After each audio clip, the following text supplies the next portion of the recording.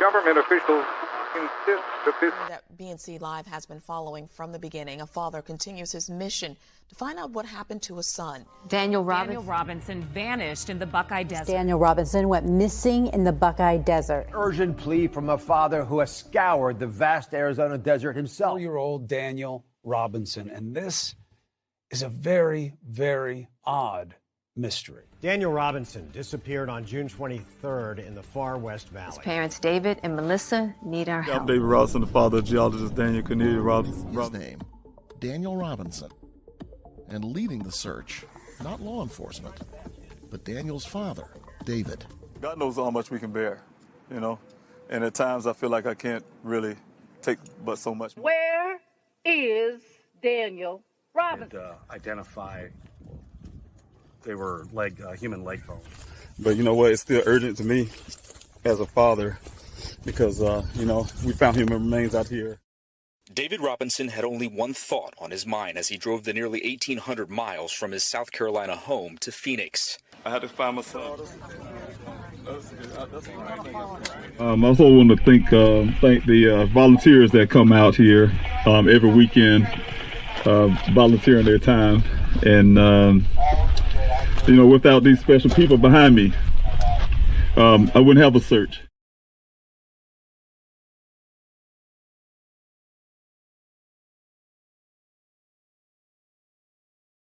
How does a young man vanish off the face of the earth? How does that happen? No record, no sightings, nothing. He's just gone. And when I say a young man, I'm talking about 25-year-old Daniel Robinson. He is the apple of his parents' eye. A young geologist, music lover, good looking, great grades, the works. So why can't we find Daniel? I'm Nancy Grace. This is Crime Stories. And his dad, David Robinson, is using the GoFundMe money to fund his own investigation and the desperate search for his boy, his son, Daniel Robinson, 25 years old. What happened to him? How did he just disappear?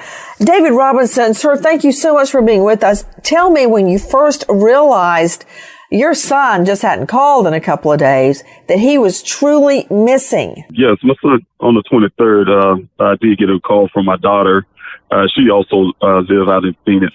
And at times I feel like I can't really take but so much more. But in his weakest times, David says it's the volunteers that provide him strength. You know, everybody know that I call them my extended family. And so this video is the same thing. We all here have one common goal, and that's to find Daniel and also to bring light what happened to other families. As the Robinsons' extended family light candles tonight, their collective light shines towards that day when their question is answered and Daniel comes home. Josh Sanders, 12 News.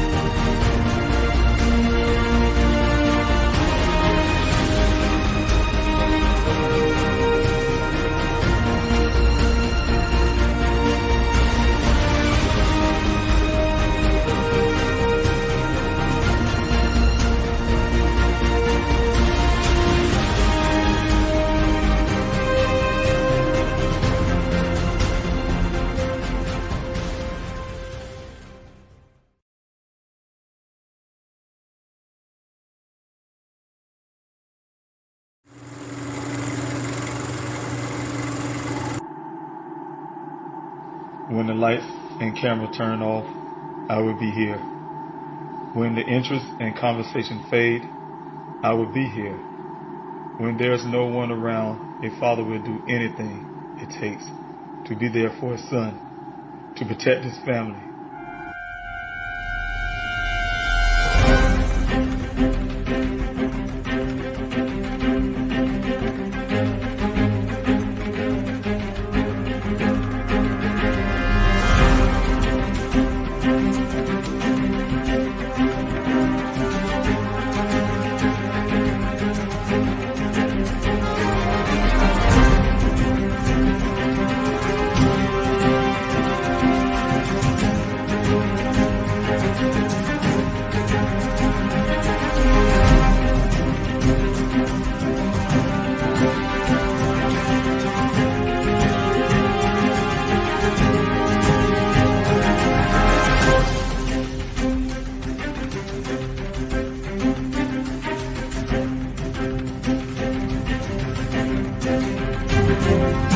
Daniel Robinson went missing 4 months ago. This is the last photo his family has of him. He's a 24-year-old geologist, last seen leaving his job site in Buckeye, Arizona. As the Gabby Petito homicide case garners national attention, another young person has been missing for nearly 3 months, and his family is desperate to find him. 24-year-old Daniel Robinson, a geologist, was last seen on the morning of June 23rd, leaving his work site in the desert of Buckeye, Arizona. David Robinson had only one thought on his mind as he drove the nearly 1,800 miles from his South Carolina home to Phoenix. I had to find my son. And I'm out here still searching for him. Thank you guys for coming in this morning's Q&A. I'm David Robinson. I'm the father of geologist Daniel Cornelius Robinson. My son Daniel, a graduate from the College of Charleston in Charleston, South Carolina. He's also a native of South Carolina. He came out to Arizona to start his career, to expand his horizons in his field of geology. He landed his first job here in Phoenix. With a company called Matrix New World. It's also called Matrix Southwest Groundwater. My son got hired on as a field geologist, also called a hydrogeologist. What he does is go out to various well sites. He gets assigned to these well sites all across Arizona. He goes out to those well sites to assess those well sites, to check the viability of those well sites. Here in Arizona, in the community that it's built, is a desert state. Have to have at least 1 or 2 well sites, and those well sites have to produce at least 100 years of water. His job is very important to determine that. Also, they check the the rock sediments in the bottom of those wells, as well as the settlements to see if those waters are drinkable. So, very important job. My son was doing that job on June 23rd. He had 2 assignments. One to go off of Verrado Way in Buckeye, Arizona, off of I-10, and the second one is in the Buckeye as well, but it's off of Sun Valley Parkway and the junction of Cactus Road. The well site is 1 mile west into that desert and 2 miles north to get to that desert. But that morning, my son did the first well site according to his job. He was able to make it to that first one. He took some pictures of logs. From that point, he decided he was supposed to be going up to the second well site. According to the information that I have gathered since I've been out here, there was a phone call from him, from one of the guys that was waiting on him, the only guy that was waiting on him at this well site, the next well site. Called him and told him not to come up to that well site just yet because there will have some fueling issues. So I don't know from that point what my son did. From that point, we have a lot of answers to that. One answer was that he had got some fuel for his vehicle. I'm still waiting on some pictures and videos of that from the Buckeye Police Department, who told me 3 months ago they would be looking into that to give me those copies. But the other thing is he also like I said, was sitting there at that well site area and didn't travel to. We don't know what time he actually traveled up towards Sun Valley Parkway, Cactus Road. But the only thing we can go by is what I was told. My family and I was at the beginning told by the Buckeye Police Department is that the person that was waiting on him at that well said that he arrived at that well site around 9 o'clock that morning. They had a brief conversation about the weather. My son mentioned that he was tired as well. my son ended up raving off to him and driving off where he was never seen again. As you guys know, I came out to Arizona on June the 26th, searching for my son from the time he went missing. On the way up to Arizona, I drove here from South Carolina. I've been working with the Buckeye Police Department, trying to get all the information I can from his job as I traveled. But once I put my boots on the ground here in Arizona, a few things I have done at first. My daughter and I, we travel all around Arizona, mainly at the places like the airport, some other facilities, as well as Red Cross, to searching for the NAACP. We look for all the help that we can get.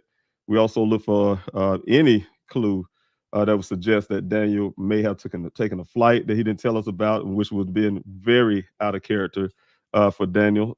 So the point that my daughter and I went around to every parking space that we could find, from the airport. Didn't realize how big the Phoenix airport is here, but we have been to the airport to check every parking lot, the ones that's outside of that airport as well. But we did a lot of moving around from the beginning. The other thing I have done is set up an appointment to speak to this only person that's seen my son. His name is Ken. He works for a company called Weber. He is the guy that was waiting on my son that morning. So I did talk to Daniel's job. They was able to connect me with him. The irony was that since my son went missing, he was continuing his work there every day, and I was there to see him face to face. So you guys can imagine your father, a mother that's dependent on me as well. When I came out here to talk to this one guy from a father standpoint to a man, look, I want to look this guy in the face. I want to look him in his eye. He tell me the same things that he told the officers on his first initial officer cruise at the time. I wanted to see him say the same thing to me eye to eye, something that is way out of character for Daniel. And so I was able to do that. He did give me the story verbatim. Once I got to that well site, I didn't get to the well site. I was outside of Sun Valley Parkway and near the Captain Rose Johnson on the side of the road there. I had two witnesses with me. And after a brief, weird exchange, he was able to come out to that well site and meet me out on the side of the road there. Same place he met Daniel at before they went into that desert out there to get to that well site. So like I said, had a conversation with him. He told me the story verbatim until he got a little comfortable with me, because I had changed the subject to some of the searching that the Buckeye Police Department told me, which happened almost 3 days after my son went missing. The Buckeye Police Department told us they had the Phoenix Firebird, they had the Phoenix Police Department to come out to search for Daniel. And I asked him about that. Of course, he said, hey, he was there. Yeah, he said he was there since Daniel went missing every day. I said, okay, great. You was there to see this Phoenix Firebird. You was there to see these police officers that they said was searching for Daniel area. He said, well, he didn't personally see them. He was at the well site all day, though. But he said he didn't see them out there. He didn't hear no Phoenix Firebird helicopter. So that really puzzled me as a father to listen to his story. Like, okay, did that really happen? Did Phoenix Firebird actually come out there? If he didn't see anything. But I changed the subject back to more. He gave his say, if I knew your son, I would know something, blah, blah, but that type deal. And then he got comfortable with me and he started changing the story. Oh Lord, he started changing the story. And that's what I'm at right now, you guys. You will not see that in the report, but you hear me talk about it often. He told me that he would stay left of those tracks. My son waved out to him, left, but he stayed left of those tracks, went out to search for him. He stayed left of those tracks so he didn't disturb them, because he knew that the police were going to come looking and this thing would become nationally. He actually told me that. So he felt it was going to turn nationally. Like I said, he followed those tracks all the way came up to the T junction, as you guys have read. He also told me that he made it to this gate. He got out vehicle, went through the gate, he went another mile or so, and then he ended up getting out on foot until he walked a while and get up top of a hill area to see if he could see Daniel from a distance. He even told me that he took some red paint and rocks with red paint to show the police department where his tracks was leading to. So it was those type things that he was saying to me that was very odd and strange, just for the word that the Buckeye Police like to use a lot, odd and strange. And so I wanted to let the officers know this guy changed the story and all the extra stuff that he told me and my witnesses. You would never see that in the report because, in my opinion, The Buckeye Police Department is very selective of what they put in that report. Everything's geared to bolster their, as you guys, if I keep going, you guys understand that as well, bolster their theory that Daniel is a mastermind. He did all this to himself. He crashed his vehicle right here behind me in that ravine. He took his clothes off to stage all of this himself just to disappear from his family, join the monastery, and become a monk. So, you guys have to know that's exactly what's been on my mind from day one. That caused me to do a lot of things. First of all, you guys, I have been out on the side of the road. Like I said, been here since June 26th. I used to go out there. Buckeye gave me a suggestion not to go out into the desert. As you know, you guys, I am a veteran of Afghanistan, and I know about desert terrains, but I don't know about the desert terrain here in Arizona. So I took the advice of the Buckeye Police Department, try to stay out of the desert, even though I want to take my low riding car out in that desert and go find my son. I was on the side of Sun Valley Parkway on many days before I started my searches, and with my binoculars to try to see if I could see him from the roadway. That was very hard because the only thing that kept me from my son at that time was the desert itself. And I was going to accomplish that. I was going to challenge that desert. I was going to get in that desert at all costs to go rescue my son. So I was able to talk to some of the locals here. I was able to do some homework as well and put some things out. The website, Please Help Find Daniel, and be able to reach out to people who want to help me out to get that search. I did find one gentleman where I was able to start the desert searches. As you guys know, we did over 40 some weeks of searches, over 35,000 acres of land covered out there to this date. And so it's been a very only reason that happened is because of the volunteers that came out, who was actually there with me out there in that desert for a rescue mission at first. Of course, later returned to a recovery mission. But you guys, I've been out here since June 26th fighting for Daniel. You guys have been champion to that. You guys know the story. Those who don't, who's new to this YouTube channel, thank you for coming in. That's what this YouTube channel is designed for, is to ask those questions that you may have. I want to be able to answer much of them that I can. Also, if you are going to ask a question, as everybody may know, you come into the chats. Please start off with a capital letter Q or a question mark or the word question itself before you ask your question, because as I'm coming down the comment section, it'll be a lot easier for me to see that, as I'm coming down. So you guys can do that. That definitely helps out a lot. As you can see on the bottom of the screen there, that's my tip line. I pay for that. It's not for you guys. It's for those who know something, have heard something, and can say something. That's what that tip line is for. I pay for that. It's 24 hours, 7 days a week, live operators that would take your call. And, hey, they let you allow you to be anonymous if you like. Also, if you just don't want to talk to anybody, you want to be anonymous. And I promise you, it's anonymous tip line. If you want to be anonymous and you don't want to talk to anybody, just like on the bottom it says, you can also text the word tip to that number and you still can remain anonymous. So definitely choose. I even go even farther for those persons, because I really need that person to speak up right now. It's been over a year. All those people to speak up. It's been over a year. My family and I need a closure. We need to know where my son is located. And I tell you, you want to go farther, go get you a burner phone. You can find those easily at any Walgreens or wherever you want to go, and get one of those phones. So if you want to really feel like, which I'm telling you, this tip line, you can be anonymous. I would not know I get tips all the time, but I won't call them really tips. But people leave themselves anonymous. They just give me their opinions, but they leave themselves anonymous. I don't know who they are, but I get those kind of so-called tips sometimes. Myself and my investigator, and one time ago, I was going to Buckeye Police Department, but I took them off of that. And I can say that it's because of getting any kind of information, because I don't work for Buckeye.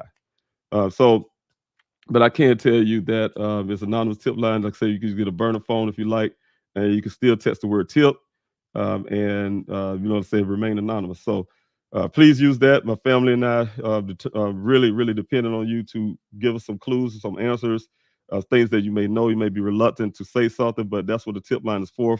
For you to be able to tell the truth, clear your conscience, clear your mind, clear your heart, show your humanity, and show something towards me and my family efforts. Don't just come to the Q&As. Don't just come out to my desert searches. Don't just come out to the flyer distributions. Make a difference and speak out. So that's what it's there for. if you guys here for the first time, can you please hit that like, share, subscribe button, because this channel has grown. The idea is to get Daniel's story out as well as to help other families.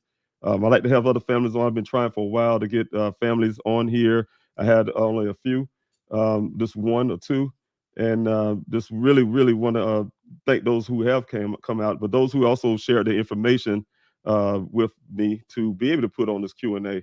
But if you have a family that's missing and you want to be on this Q&A, I have a small platform is growing, and that's what I say. If you guys hit that like, share, and subscribe button, that actually keep the algorithms going and keep this channel growing. So please, if you want to be able to help this channel towards the efforts that I have for Daniel, please hit that like, share, subscribe button, share it with your friends, because like I said, I want to help other families as well and have them on.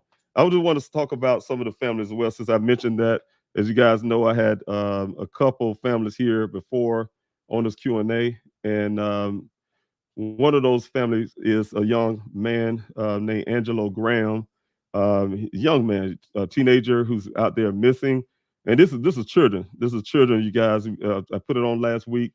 I'm put it on this week. I'm going to keep pushing that. You guys have a story that you want me to share, I'll do that as well. But I'm pushing these three families that I have met, and want to keep pushing their stories out there. I want to add more. You guys, like I said, if you guys have anything you want to put out there, please hit me up. Please help find Daniel at yahoo.com. Please help find Daniel at yahoo.com and put your request in. My team and I will get to you, your request, and try to get you on this Q&A. We want you on this Q&A. We'll get you on this Q&A. We get your stories on this Q&A if you just want to be on yourself. But I want to share the story. His name is Angelo Graham. His father is just like me, a veteran, just like myself. He's an active veteran though, soldier, and he's a troop. He's out there on that ship, trying to do his job, trying to fight for the country. But at the same time, he come home and had to try to fight for his son as well. So he's doing both. He's playing both parts. I want to put him out there. His son, you see on the bottom of the screen, that's his information there. If you can find Angelo Graham, that's the information there. But I want to share a screen with you all so you can watch this video that I have here of the young man and his father's fight to find his son. So here we go. Here, I'm going to share the screen with you guys. And I want you to be able to get some more information. Like I said, if you have heard about this young man, any information, and you want to share, share it, please share it. Get this information out about this young man. I wanted to get some flyers for him and his father as well to try to get out here to the public.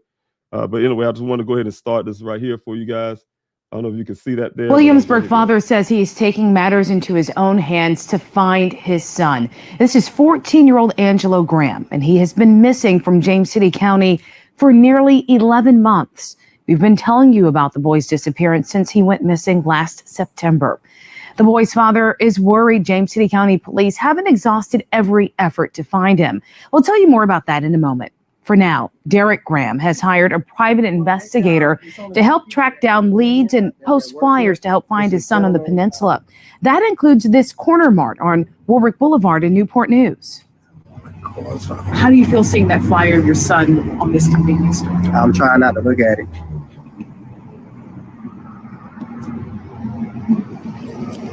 So I'm really trying hard not to look at it right now. Why is it tough? Because you're not with me. So I'm trying my best not to shake right now and not having falls right now. Someone in here said that they've seen your son. Well, yeah, the gentleman at the 2 o'clock guy said he comes in there all the time. Said your son comes in here all the time. He's seen it. James City County police are now following up on that tip from the father's private investigator.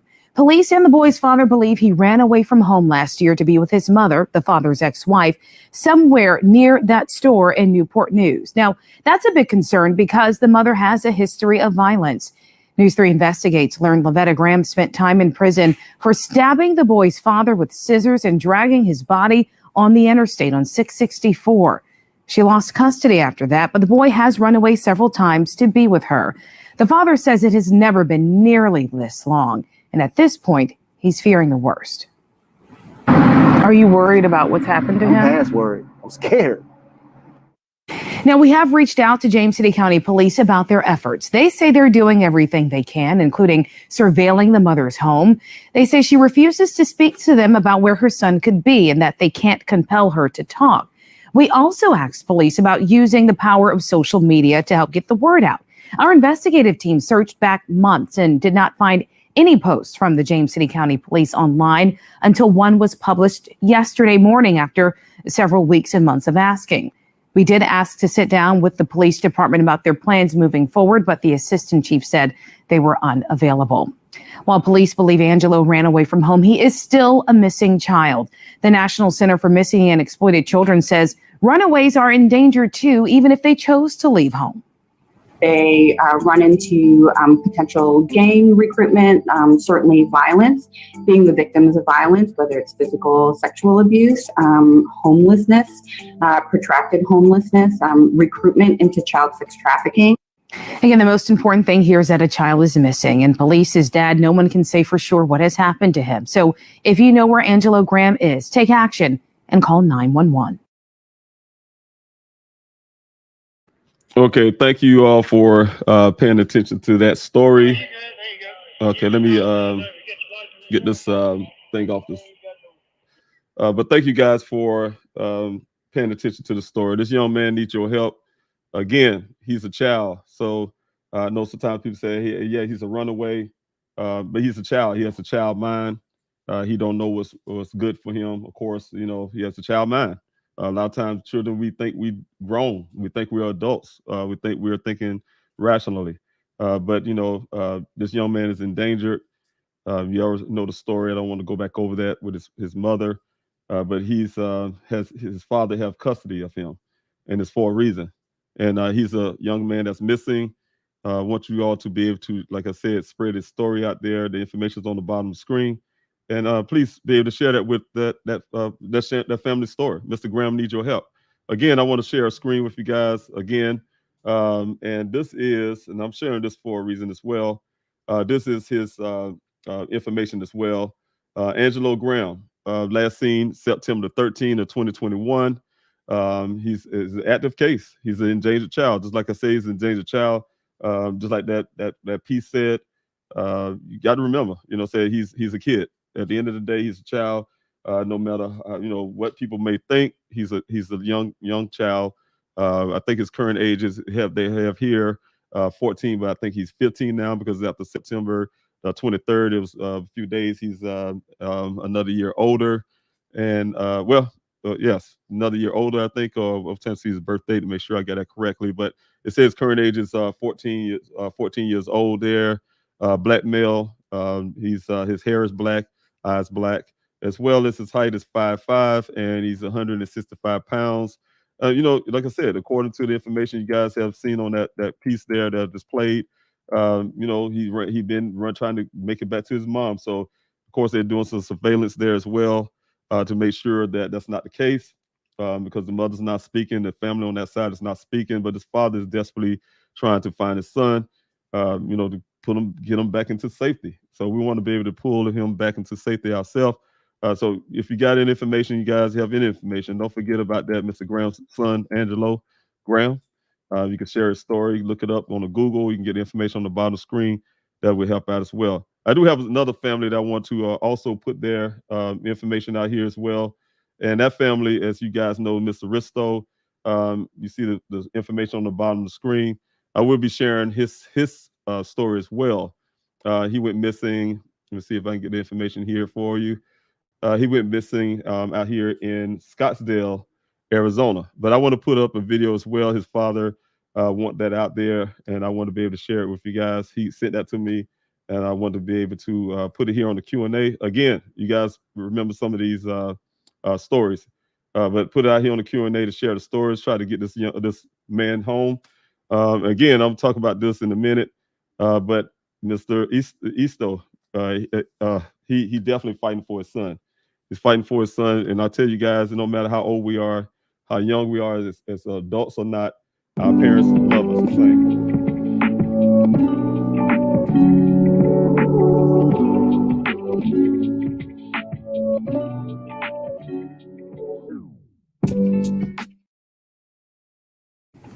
My 38-year-old son, Ethan Benjamin Risto, has been missing for just over a year. He was last seen on August 20th, 2021, in an area near Fountain Hills, near Shea Boulevard and the Beeline Highway. He was with his wife and two little boys, who are now 4 and 5 years old. During a family outing, my son became separated from his family in the desert and has been missing ever since. Law enforcement and family members have conducted searches, and Salt River Police have been investigating his disappearance, but so far they have been unable to find any trace of Ethan. Every day, his wife and his two little boys still wonder what happened to their dad. We are desperately asking for the public's help.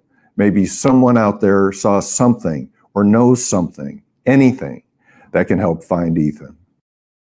If you have any information on the whereabouts of Ethan Risto, please contact the Salt River Police Department at 480-850-9230.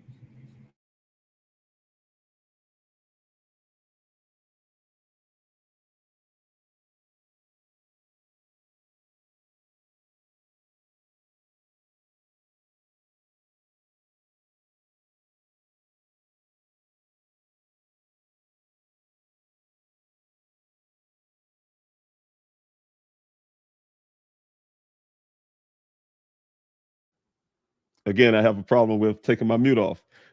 So what I was saying is, you guys, when I was moving my mouth and you guys couldn't hear me, definitely was saying that Mr. Risto, grown man, adult, as you see there. What I was saying is, parents, we use the word child all the time. My son, my child, and the reasons why, any parent tell you that in our eyes, our adult, for instance, still is our child. We'll use those words a lot to describe our loved ones, younger loved ones, our children. So he's an adult male, but his father, I met him at the Day of Remembrance, as well as another event we had just recently with the college here, the ASU College, and also Purdue University. And, very passionate man. Definitely want to find his son. Just want to make sure I put that information out there for him to help him in his journey to find his son, his adult son. But you guys have the information here as well. Again, his name is Mr. Risto here. I like to call people by their first name, especially when you're an adult. But I wanted to make sure that's Benjamin, Ethan Benjamin Risto. Like I said, he's 38 years old here. It's a current age 38, 38 years old. He went missing. And he was 37 years old when he went missing. I think the information may be a little different on here because I don't have the other paper with me right now. It's currently, but it's a little information may be a little different than it was that you see on here. But he's 5'8", 170 pounds. He's a white male. As you guys know, like I said, he was last seen on August the 21st of 2021. That was last year, you guys. So like I said, yeah, probably he is a year older now. But you guys can get his information off of NamUs. His father, like I said, he's definitely looking for a son, and also his family, his wife and his children. They need a dad. It's very hard, very hard. You can understand for the little babies to be about their father, not having answers, not knowing what happened. So you guys can please help this family out. Please share that story as well. Because we don't want to leave anybody behind. So you definitely want to get this information. It's there. Just come out to this website, NamUs, and find. Again, his name is Ethan Benjamin Risto. His father, Mr. Risto, as well. Very passionate trying to find his son. So definitely please share his story if you guys can. I really appreciate that as well. I also have one more story, and this is a story of a young lady looking for her daughter as well. And I want to put her information down here as well. Her name is Alicia Navarro. And I just want to put this information up here because, first of all, she's a baby, young child.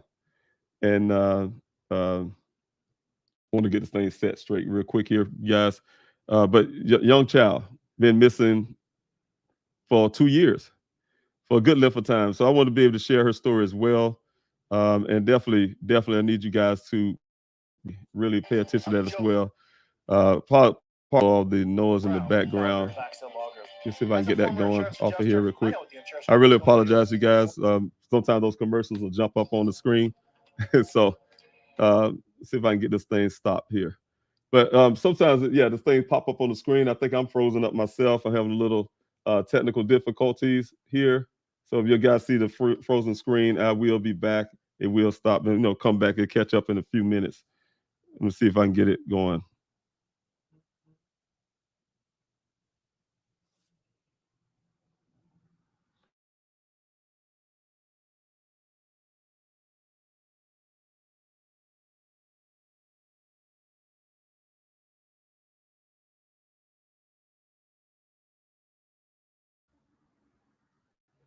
Okay, let me see if I can get this thing rolling again.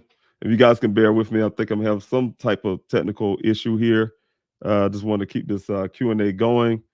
I want to get the stories out. So just can bear with me just one quick moment here as I try to fix this problem.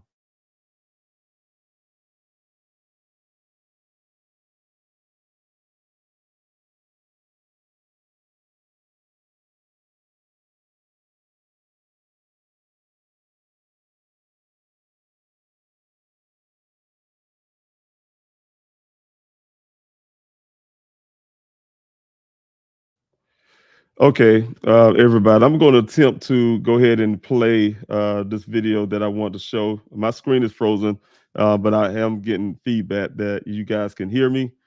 So what I have there, if you know the whereabouts of Alicia Navarro, I definitely want to share her story as well. I would do the share screen. Hopefully that would clear up some of this frozen screen of my face there. I'm not that staying still. I'm not that good at that. Just having some little technical issues here with my StreamYard. But I want to share this with you guys, and I want to share this young lady's story. So here we go.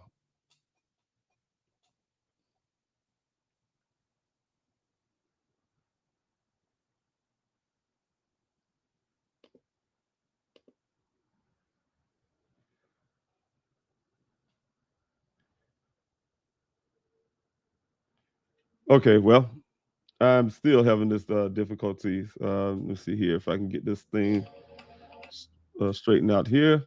Let's see here. We're gonna try this one more time. I really want to put the story out there, so you guys can hang in with me on that, and we can get this thing rolling. Okay, let's try this again.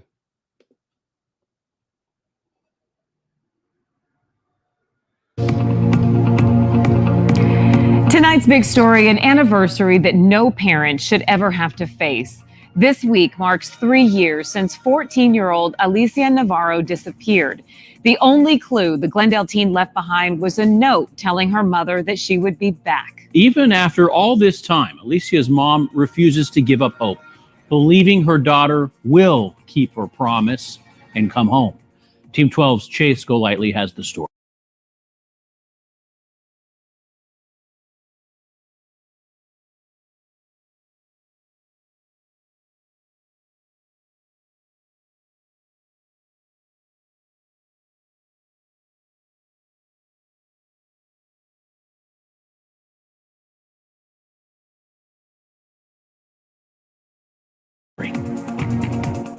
Just her smile, her being so caring, so loving. Not a single day goes by that Jessica Nunez doesn't think of her daughter. I remember when she started high school, she was very excited. Including the last time she saw Alicia Navarro. It's really hard. On September 15th, 2019, just 5 days before her birthday, 14-year-old Alicia was gone, leaving behind this note that read, I ran away. I will be back. I swear. I'm sorry. Jessica not believing her daughter ran away, but was taken. I would never imagine that she will be willing to do something like this. She has been relentless in her search for Alicia. Since the beginning, I never stopped. Passing out flyers, buying billboards, hiring private investigators, anything and everything. 3 years later. I have no idea where she's at. There's no trace of her. Despite all this time and pain she has gone through, Jessica refuses to give up. I can't turn back. I love my daughter very much. And that is the number one thing. telling us there have been leads in the ongoing investigation. I wish I knew what I know now. Jessica believing someone her daughter was talking with on social media is responsible for the abduction. She is now speaking with other parents about the dangers kids face on those platforms. To share that awareness with other parents to learn. If it happened to me, it could happen to anyone. All while holding on to hope. And you can't lose that hope. Hope that her daughter will keep that promise so they can be together again. I do feel my daughter will fulfill that promise and she will be found. I am assured of that. Chase Golightly, 12 News. All right. Thank you guys again. Thank you everybody again. I'm still having this technical difficulty with this with my feed. But I want to try to be able to make sure I share this family story, see if I can start this camera and get going. But no, I'm still frozen there. So I'm going to talk in a way. I want you guys to share this family story. I met Jessica. I met her at the Day of Remembrance as well. And, you know, it's really painful to watch a mother with her young child. Again, this is a child. And this child, she's, let me put her information up here as well. I can't get my camera going, so I will keep talking. You guys, of all mornings, I'm definitely having a technical issue this morning, but we're going to keep this thing rolling. Definitely want to get this family story out. Her information is here as well on NamUs, and you guys can find this information as well. But, you know, to see a mother going through that with her young daughter, again, she's a child, and, you know, she's artistic, is what I'm understanding, and, you know, definitely a child in danger. You know, it's been 2 years. I think she's should be 18 years old now. But, you know, definitely still want to bring her to her mother. Bring her to her mother. Her mother's in pain. So bring this child home to her mother. You guys can share that story. Here's the information here again. Alicia Navarro. She's been missing since September the 15th, 2019. Missing from Glendale, Arizona. Her date of birth is September the 20th, 2004. And also she's at age now at age 15. Oh, so I got that wrong. She's age 15 right now. And well, it's the current age 17 on the screen there again. So I'm just doing the math, and I would say she's closer to 18 now. Is female. She's a female Hispanic. Her hair is brown. Her eyes is brown. Her height is 4'5". Lets the family know, and as well as she's at 95 pounds. At last, the family know. So you guys have some information of what happened to this young lady. Please reach out to the information you see on the bottom of the screen there. You got the Glendale Police Department there. It's also the Anti-Predator Project. You know, this happened online. So, you know, we have to protect our children online as well. And definitely want to make sure we're doing that. And, you know, again, I'm going to take the screen off again here. And hopefully you guys can see me moving. Nope, there we go again. But again, you know, so we have these families that's hurting out there, and we want to make sure we bring their loved ones back home. And also I want to bring my son back home. So I know exactly what these families are going through. I really understand their fight, their pain, understand all of that. So, you know, you guys have been helping me. I also want you to help them. But I just wanted to share some other things with you guys. I'm going to this Q&A part and answer some of these questions. But I want to throw out one thing really quickly here. I know you guys don't see me moving. I hope you got my voice. But I'm seeing if I can get this camera rolling again. How to get that rolling again, but I'm not getting this thing to move at all. So, but one thing I want to put out here is something that was happening to pay attention to the other day. I was going through what the Buckeye Police Department was telling us about Daniel's situation. Buckeye Police Department had us to believe that their theory is Daniel kicked his way out of that sunroof. As you guys know, that my investigator, when his Jeff McGrath at the time, when I had him as investigator, had put out there that he believed this was a staged event. And this, we have all the evidence there. You guys see the stuff behind me that would suggest a staged event, right? And, you know, one thing, I was just sitting there looking over this thing over and over again. Of course, you always try to find some different clues. One of the biggest things is I was wondering why they was assumed that my son could kick his way out of a panel. And I wanted to explain this panel to you guys on the Jeep Renegade, the 2017 Jeep Renegade. It doesn't have a sunroof window. It don't have any glass. So they initially told me the glass on the ground came from his sunroof. That's the Buckeye Police Department. My investigator said it came from the door. The only glass that's missing in that vehicle is the door, the driver's side door. It's the only glass that's missing in that vehicle, right? There's no glass inside the vehicle.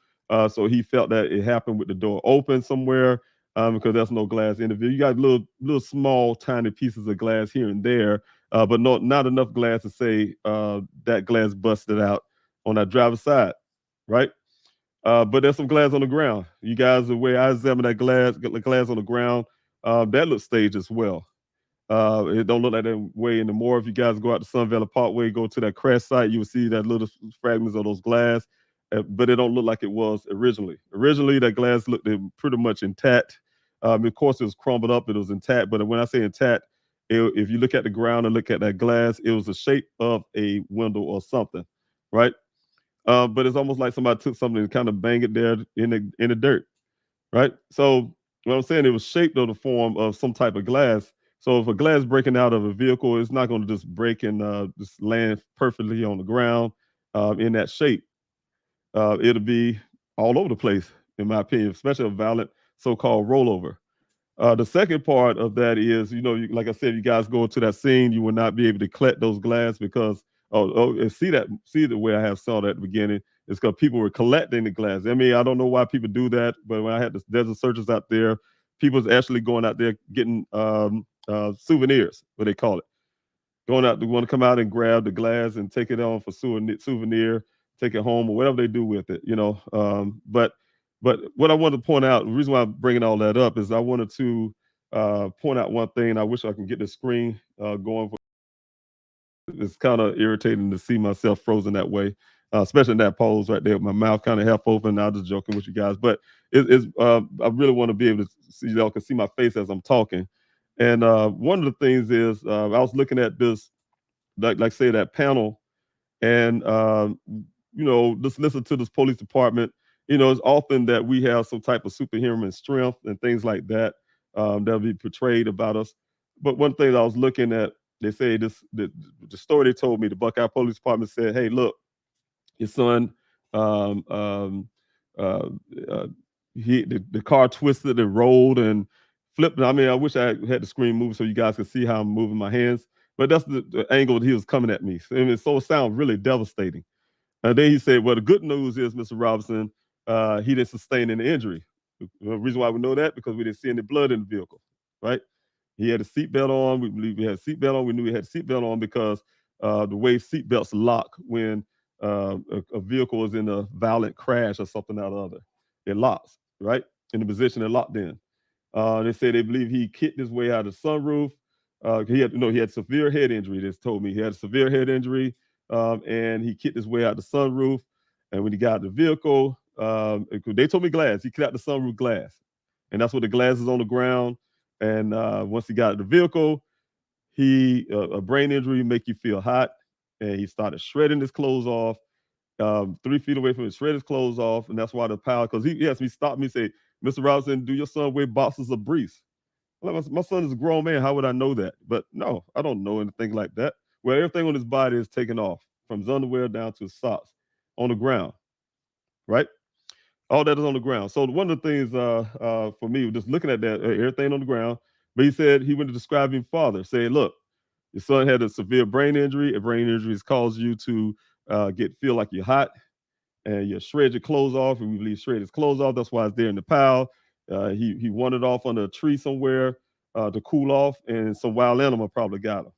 Then he later told me the theory that maybe my son wanted to be away from his family, join a monastery, and become a monk. So those are some of the things I was told as well. But what I want to go back to the sunroof panel is that my son has some type of human strength, superhuman strength, to kick a panel out of a sunroof and without problems. Kick his way out of the sunroof without that panel being bent and whatever the case may be, but kick his way out of the sunroof. That's what they're saying, right?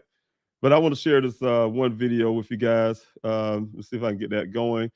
I want to show you something. They like to go to the dealership. Like I said, the Buckeye Police Department decided not to help me in my searches. You guys, I have 40 some weeks of searches out there in that desert. Not one time, or not one dime is spent on my son's the searches I have put out there for my son by any police department.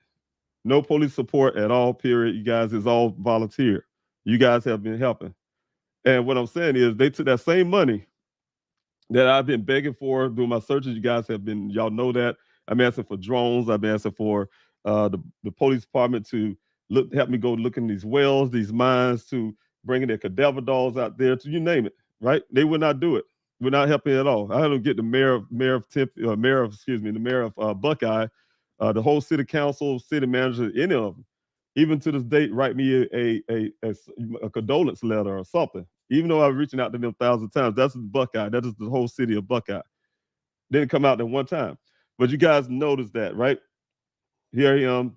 But they decided to take the same money they could have helped out there in them searches for Daniel and get their own accident reconstructionist to bolster their own bogus theory. Their theory that my son somehow, with all that brain injury that they claim, right? All this brain injury they claim, that call him shred his clothes and run off in the desert out there. And they know wild animals out there. You even have a mountain lion not too far from that area. And they still did, instead of, think about this as well, instead of making my son an endangered person, they know the circumstances about my son. Instead of making him a dangerous person, they say, hey, they believe he has some kind of brain injury. Instead of doing that, they double down and say he's just a person missing. And they gave me all my son's things in evidence bag marked for safekeeping. When they say marked for safekeeping, that means that Daniel, in their purview, is going to come back and grab his things with a brain injury, butt naked, run around the desert. To this day, a year later, he's coming back to grab his things. That's the reason why I have those things. They gave it to me. They gave me the vehicle. The day it was found, the vehicle was found on July the 19th by a rancher out there who said it wasn't there 2 to 3 days prior because he was out there before. And they July 19th was found by him, and they gave it to me on July the 20th. Even threatened me. If you don't get it out of here, we're gonna have a total away. You're gonna have to pay storage fees. So there's rush to all of that. No type of consideration for my son if they felt that he had a severe head injury that caused him to shred his clothes. Didn't put him on the danger list. Didn't go out there and say some type of foul play. Nothing. So what I want to show you guys, and I'm going to share screens real quick here so I can explain it once you guys see it. And I just want you to tell me what you think about the sunroof. You can easily just Google it. You can easily Google this, and I'll go with this in a minute. All right, here we go.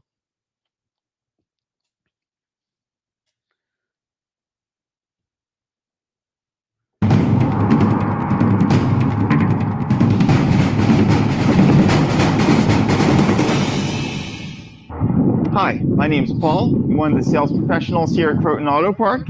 The weather's getting nice, so I'll show you how to take the top off of your Jeep Renegade. First, in the pouch in your trunk, you'll find a key. Using the key, you insert it in the front roof panel, and you turn it to undo the handle. Flip the handle back to unhook the roof panel. Step outside, and the panel lifts right off. Quick, easy, painless, and light. On the back panel, you do the same thing with the key to undo the latch. Flip the handle, and again, from the outside, you lift the roof panel right off. Nice. In the pouch where you found the key, you can store the roof panels for safekeeping and for easy access in case you need them in a quick pinch. You can store the panel right in your trunk. There you have it, the Jeep Renegade.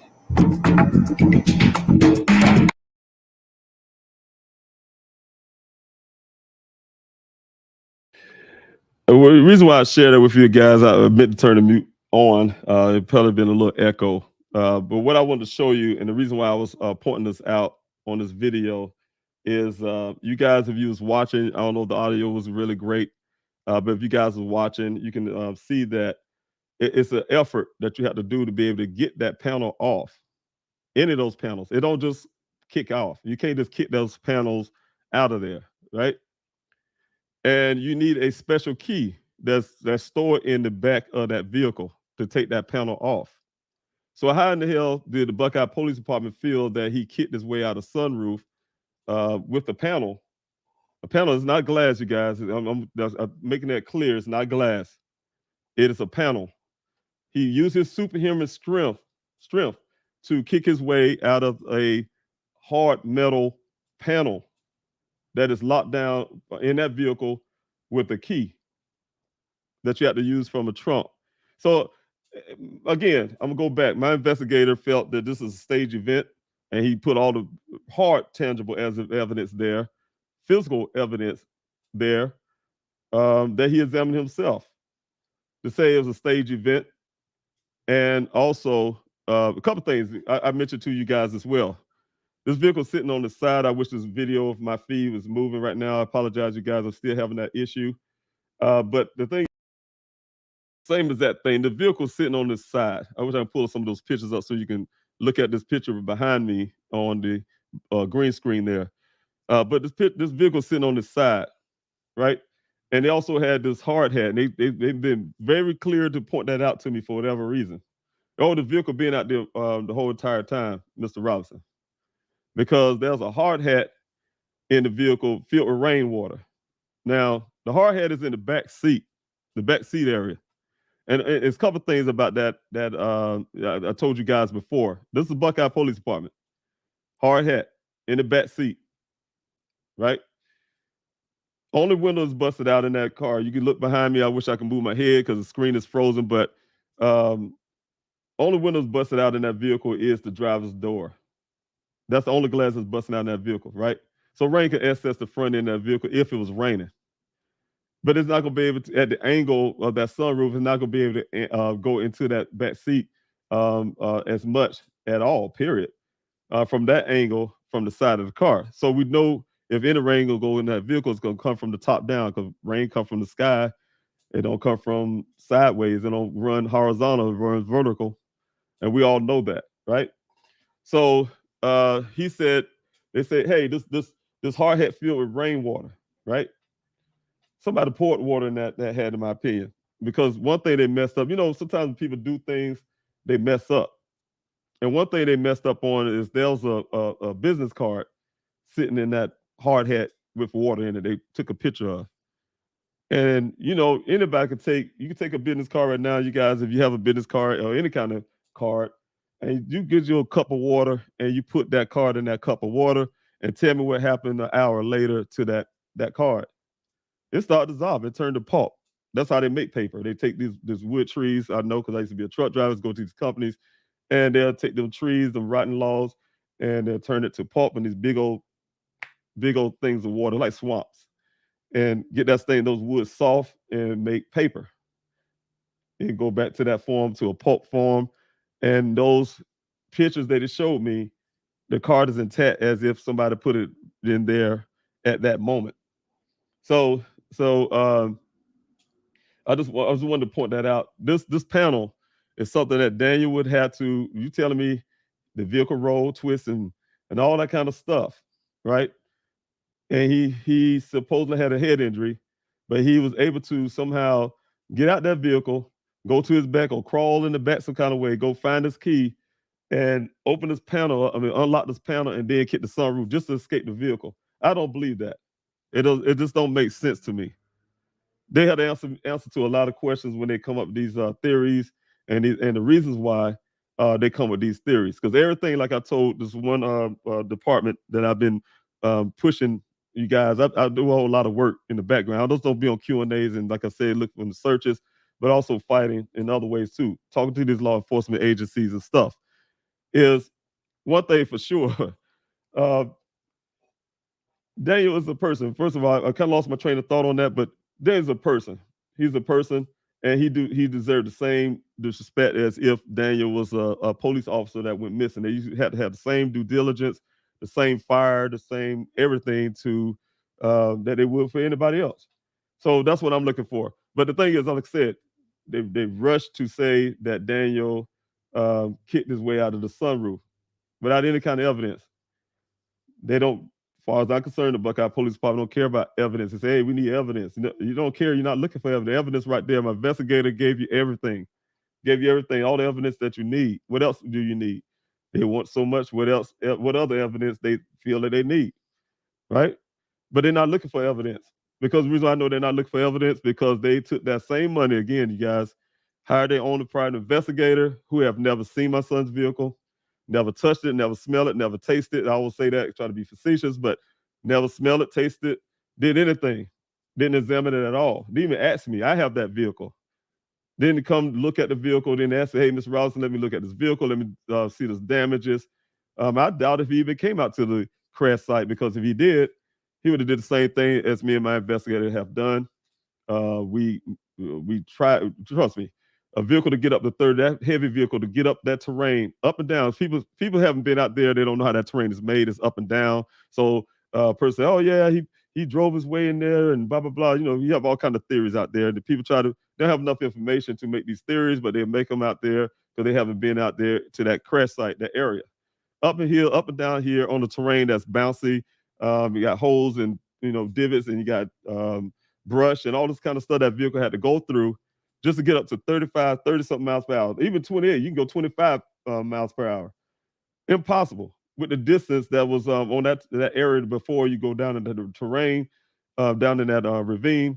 It was impossible to get that speed up. And the way we knew that, first of all, he did his measurements. He does his investigative stuff, but from our own vehicles. We use desert terrain vehicle, lightweight vehicle that's designed to go across that, cut across that terrain like butter, like a knife and butter. Just cut across, and we couldn't get that speed up in the distance with those lightweight vehicles, and that's able to take that terrain. Can you imagine a vehicle like that, SUV running across the terrain, bouncing up and down, and he keeping his foot on the gas pedal without it moving, fluctuating, pressing hard, pressing low, that type. He bouncing all over the place, trying to get 30-something miles per hour in a short distance. It's impossible to go down terrain and crash. Oh, yeah, crash somewhere at 30-something miles per hour, then brought there to that terrain and pushed down there or driven down and let it roll down there in that terrain. So, yeah, it crashed twice.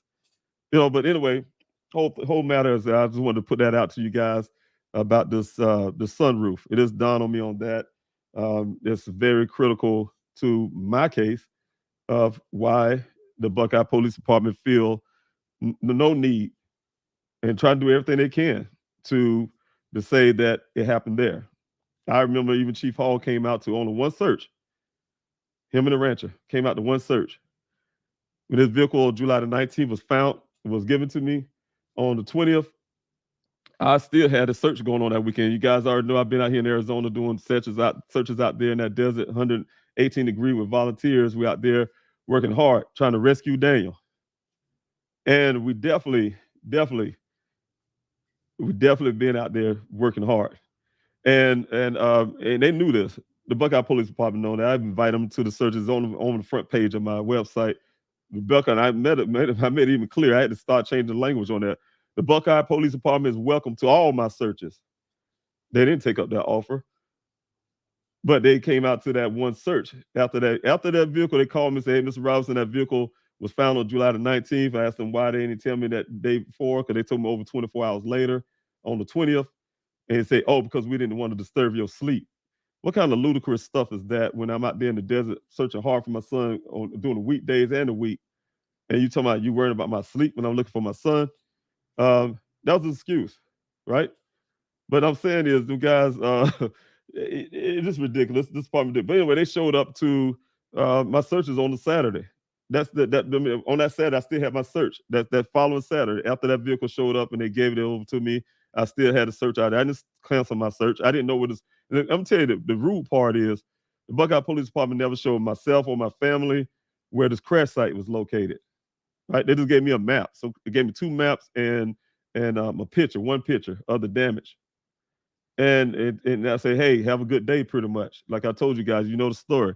Gave me everything, evidence, but hey, have a good day. Move on back to South Carolina and move on with your life, I guess. But anyway, they came out to the searches. Not they, it was one, the Buckeye Police Department Chief Hall. His name is Chief Larry Hall at the time. Came out to the search. I didn't know he was coming out there. I talked to my then search coordinator. He said, "Hey, look, Mr. Robinson, I found out where your son's vehicle. I don't even know how he found that out, but I know where your son's vehicle was pretty much found at. But we're gonna have, we went on the map. He showed me some area that he think would be a good place for the volunteers to park because it's a bit open area. And I looked at it like, yeah, very good ideas. Didn't know where this vehicle was found though. So we set it up that way that Saturday to have the volunteers go in this big area called the quarry area because it's wide open. Not knowing the crash site was right above the hill on the other side of the hill where we were located at the time. I was waiting on my search coordinator to show up. He was running behind, and lo and behold, he showed up to that search, and he had he's a guy that like to have a police vehicle for whatever reason. His vehicle looked like a police officer vehicle. It's white. Have those funky police wheels. And I saw another vehicle look just like his traveling right behind him. I was like, hey, who Paul got with him? They parked. Paul got out, and lo and behold, it was Chief Hall got out the other vehicle. Hey, everybody, how y'all doing this morning? Y'all want to know where this vehicle located at? Me and my daughter looking at each other like, okay, were they gonna show the family first? But he was grandstanding. Hey, come on, and everybody's about to jump in the car. No, we can walk over this right over this hill. They conveniently put me and my searchers, not my searchers, these searchers, they conveniently put us down near the quarry, right over the hill. We didn't know it was there. Come on, follow me. It's right here over the hill, walking distance. So we all walking. I got some video footage of all this stuff, guys. So I always got receipts for everything. But anyway, made it to this area. Chief Hall, grandstanding still, talking loud, pointing down this ravine and said, hey, look, Mr. Robinson, your son's vehicle was found there, right? So I'm looking at this only picture that department gave me in my mind, because I didn't have it with me at the time, but I remember I studied it very well. And I look in the background, I say, I didn't notice the stump thing, this little brown thing that's there. It looked weird the way he was pointing down, but I second guessed my own self. I was like, well, he said I was here and this, going off. I said, okay, well, he know what he's talking about. I looked down there, so I accepted it. A little while later, my daughter tapped me on the shoulder. Dad, this man wanted to speak to you. And lo and behold, it was the rancher. I didn't know at the time. He introduced himself and his wife. It was the rancher. Say, I don't know why Chief Hall, he was yelling out. He started grandstanding. I don't know why Chief Hall telling y'all was over here. It was right over here. He said, I know because I the one found it. Right? Chief Hall heard that. He turned red in the face. He walked past us without saying anything, and he have never, ever came to those searches ever again in life. Ever. Never came back to the searches, period. Chief Hall. This rancher pointed down there, saw the glass on the ground. I was like, yeah, this rancher is correct. He told me he had more pictures, which he ended up sharing for me later. He said he took all his pictures. He started going through some little details. Not up there, but he had a lot of things he would tell me. One of the problems he had is when he wanted to give me those pictures, he said, Nature's New World, the workers, they keep calling. He said him and his wife can barely have dinner. They kept calling day and night almost, the way he put it, trying to ask for these pictures that he got. And he said he met me in my hotel. He made sure I got those pictures before I guess somebody, the Buckeye Police Department, whoever, snatched those pictures away from him. For some reason, he seemed kind of frantic. He wanted to get rid of these pictures and give it to me and make sure that I got it before anybody else get it. Because his like I said, him and his wife couldn't have dinner because Nature's New World was calling left and right trying to get these pictures for whatever reason, right? So those are some of the details I wanted to throw out there because I'm just going a little farther. But I want to go here real quick and I apologize for all the questions. I want to get to these questions. I want to tell, first of all, I just want to put this up on the screen. And thank you so much, Travis, for that super chat. I really appreciate that. Every time I see that, you guys, I really appreciate that. You guys have been showing so much support and love. And I really appreciate that for everything you guys have been doing from day one. It's those things, man, that means a lot to me. You guys have been out there in the desert with me. You guys have been donating to the GoFundMe. You guys have been passing out these flyers. You guys have been sharing the stories. You got, all of that stuff. And that comes from all of you guys that's here today listening to my voice. I wish you could see my face and I wish the screen to start acting right. I don't want to mess with it. And then I turn the whole Q&A off somehow. But I really want to tell you guys, thank you so much for that because you have been champion from day one. I wouldn't have gotten this far. Think about it. It's been over a year. I have people come to me and say, hey, you got people still out there can search over a year later. It's not me, it's God, it's the people with the good hearts and y'all good mind, y'all empathy for me and my family. I really appreciate it, so much for everything. Like I'm saying, it's not just that support, it's also the things you guys say in the chats. It's mentally hard. It's mentally hard being out here and not knowing where your child is. Every day, you have to wake up. Every night, you have to go to bed and wondering what happened. Is he in pain? There's something, you think about all kind of stuff as a parent. And it's really hurtful because you just don't have those answers. Also, I want to give the real Nola also, thanks so much for that super chat as well. But, I really appreciate you. But, the pain is really real for every family who have missing a loved one. Because, like I said, you just don't have answers. So you have to live the nightmare over and over and over again. It's like a bad dream. It goes on and on again. For myself, I second guess. I look at this whole entire thing. I say, hey, I've been here over a year fighting. I'm not on vacation. I'm not an Arizona person. I'm a tropical person. I like to be on the beach somewhere, and I'm out here and I feel like I didn't accomplish anything. Even though we did all these searches and all this stuff, my accomplishment is to find Daniel. So without that, it don't feel like an accomplishment for anything. But I'm really, really grateful for you guys, like I said, to keep me going. It's very hard, very difficult. But you guys have been keeping me going. Like I said, even with your kind words, that have been helping out helping tremendously. So thank you. I just want to put up some stuff as well. I'm gonna go through the comment section. I'm gonna try to get all the questions I can. I apologize. I spent a lot of time talking. I wish the screen would start moving. That would help out a lot better. Now y'all in the listening session this morning. That's the first time in this Q&A. It seemed like it's turned into some type of listening radio type deal.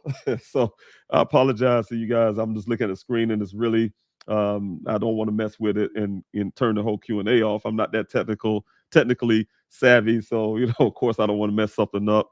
But I just want to say good morning to you, Sophia. Thanks so much for being a moderator as well, part of the team. I really appreciate you so much. Thank you to Estina for being here this morning. Thank you, Lois, for being here from North Carolina. I really appreciate you again, always supporting as well. To Estina, thank you so much. I really appreciate that. Also, thank you, Tub 883, all the way from England, reaching out. I really appreciate you taking your time out. I'm sure it's later in the evening there, but you taking your time out in your day to be a part of this Q&A. I really appreciate it. Also, again, PM channel. You guys, I want to put some information up there as well. Sophia put some. Thanks for all the moderators as well. Lois as well. Y'all moderating, looking out for me in the chats, keeping the chats going strong. I really appreciate it. You guys working hard in that being a moderator. But thank you so much, Sophia, putting this up. You can sign that petition. Go to Please Help Find Daniel and hit that petition tab, or you can go to change.org. And that's the link there that Sophia have on the screen. You guys, please put your voice to that petition.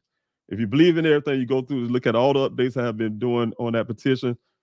If you can, you guys, if y'all believe in it, you believe everything I was saying, you support everything I was saying, put your voice to that petition. I call it your voice because it's not just your signature, it's actually your voice. You're speaking out because the way I'm using those petitions, you guys are speaking on my behalf as well. And if you have multiple email addresses, you can do it multiple times. That's just your voice being amplified. So make your voice louder. You're speaking out even louder. If you want to call it yelling or whatever you want to call it, that is exactly what you're doing. So definitely want to make sure that. Okay, I'll just have one special person as well here. Sherry. Hey, I'm really happy to see your face there, Sherry. Thank you so much. I want to put your information up there as well. Well, Sherry, thank you so much. I really appreciate you showing up on this Q&A. I know that you are working hard for your mother. And I'm going to put this right here. If you guys can Google Miss Diane Francis. Also, this is Sherry's information as well. Missing Diane Francis. You guys can Google that. You can see her mother's story. Sherry has been fighting for her mother for years, for a long time. You guys have been on this Q&A, and I showed y'all this stuff before. And she's still out here fighting, young lady, still fighting for her mother, still trying to get answers to what happened to her mother. I put her mother's pictures up here before. This is her mother, beautiful lady. You guys can, definitely, if you have information, to help her find her mother. That would be so helpful to her. Her mother. This is the picture here as well. You can share that story, share her mother's story. Just go, like I said, just Google missing Diane Francis, and you'll get a lot of information that'll come up. So I just wanted to be able to throw it out. Thank you, Sherry. I really appreciate that that you showing up on this Q&A. You probably looking at the screen and say, yeah, I see that, but my screen is still frozen. I'm still trying to get that worked out. But you guys, if you definitely have information on that, please reach out to Sherry and try to help bring her mother home. And was missing out there in Florida. She had some issues. She had issues just to try to get her mother's reported missing. They was sending her around to department just to put in a missing person report. Think about that, guys. I mean, it's this deep stuff into that story. I hope I can get Sherry back on again to be able to share her mother's story one more time on this Q&A. So again, don't forget about that. Don't forget about their family as well. There's a lot of families out here that need attention in these cases. They're missing their loved ones. They're going through a lot of pain, a lot of suffering. I don't know what it's like to be missing a mother. That have to be very hard and very painful. So if you guys have any questions, I'm gonna come down to the comment section, and I'm looking for those letter Q's, those question marks, things like that, so I can find your question. And I really appreciate it. Thank you also. Thank you for Tatia for putting that up and also moderating. Like, share, and subscribe. Thank you so much. I really appreciate that. But send a love from Columbia, South Carolina, from my hometown. I really appreciate that. Thanks so much, the real Nola. Thanks so much for your love, and thanks for being here. But I definitely look for that those comments, those questions I meant to say. If you got those questions, and you please put the capital letter Q there before your question. The word question, those type deals, they'll help me find it as I'm coming down the comment section. I am coming down kind of quickly because I will be running out of time, and I want to make sure that I get to all the questions. I have one here, my first question, and if I miss your question, please come on this evening as well. I have the Q&A prime time. Hope the screen won't be frozen up like it is right now. But coming on the prime time this evening, it's at 5:30 p.m. here Arizona time. That's also California time. That is 8:30 p.m. on the East Coast. So I definitely want you guys to come back out and share time with me and share these. I'm going to play some of these family stories again, but I have some more information I want to put out to you guys. And I want to tell you up front too, as well, is that it's been a blessing. You guys have been pushing really hard to help me out here to fight for Daniel. But also, you guys know that I have been at one point asking you guys to help me with the GoFundMe to get this forensic stuff done. And I've been pushing for that because I really need Daniel, the forensics done on his items. But I can say to you guys, I've been doing some hard work in the background, talking with agencies and things like that. And I was able to get Daniel's electronics. Everything. When I say his electronics, that's the cell phone that was found at the scene, his cell phone, as well as all his electronics on the scene, from the work computer to the laptop computer and things like that. At home, for instance, also his personal computer, his own personal laptop, his gaming systems, you name it. All the electronics, I have all that stuff. I've been trying to get forensics done. I can say today it's been done. It's been done. It's going to take a while for me to get some answers back from that, but you know what? It's been done. And that took a load off my shoulder. I'm still working on getting forensics for the vehicle itself. That means the airbags as well. That means that red transfer paint that's on the side of the vehicle. I'm getting those things still had to be taken care of. A lot of those items, as well as the clothing that was found at the scene. As you know, we haven't identified those clothes. My family and I haven't identified those clothes and say, hey, that is Daniel's clothes on the ground. We don't know. It could be somebody else's clothes. The Buckeye Police Department haven't called us a criminal case. So they're not even going to look at the fact that it could be somebody else's clothing, a stage event, as we suggest. So we don't know who the clothes are that's on that ground. So we want those things forensically tested as well. He have, of course, those boots. We have a sock that was found near after the Buckeye collected those things from that scene. They say there's a sock that matches the sock there near the well site. So all that stuff had to be looked into. So still got a lot of forensics work to be done. You guys best believe I'm doing everything I can in the background to make sure that happens. and it will happen because I'm persistent. I'm a fighter for my son. I'm not gonna give up. The one thing in the military we was always taught: don't give up. So we never quit. So we definitely not leaving a fallen comrade. So you guys know the Soldier's Creed if you guys have looked that up as well. Some of the things that warriors ethos that we live by. So as well as I'm a father and I'm gonna keep fighting for my son. I'm definitely gonna fight. That's what fathers do. We protect our family, and that's what God is a birthright. Is what God gave us as men to be a fighter for our family, for our children, and protect. So I had to protect my son. Had to protect his honor, who he is as a person. So definitely that. Also, I guess you guys, I want to thank you, Lila, like I said, for your question. Drones have drones been used? Yes, utilized many drones out there in the desert. Definitely have even one gentleman from the Air Force. He often, probably to this day, go out and use his drones to scan certain areas. I needed specialized drones though.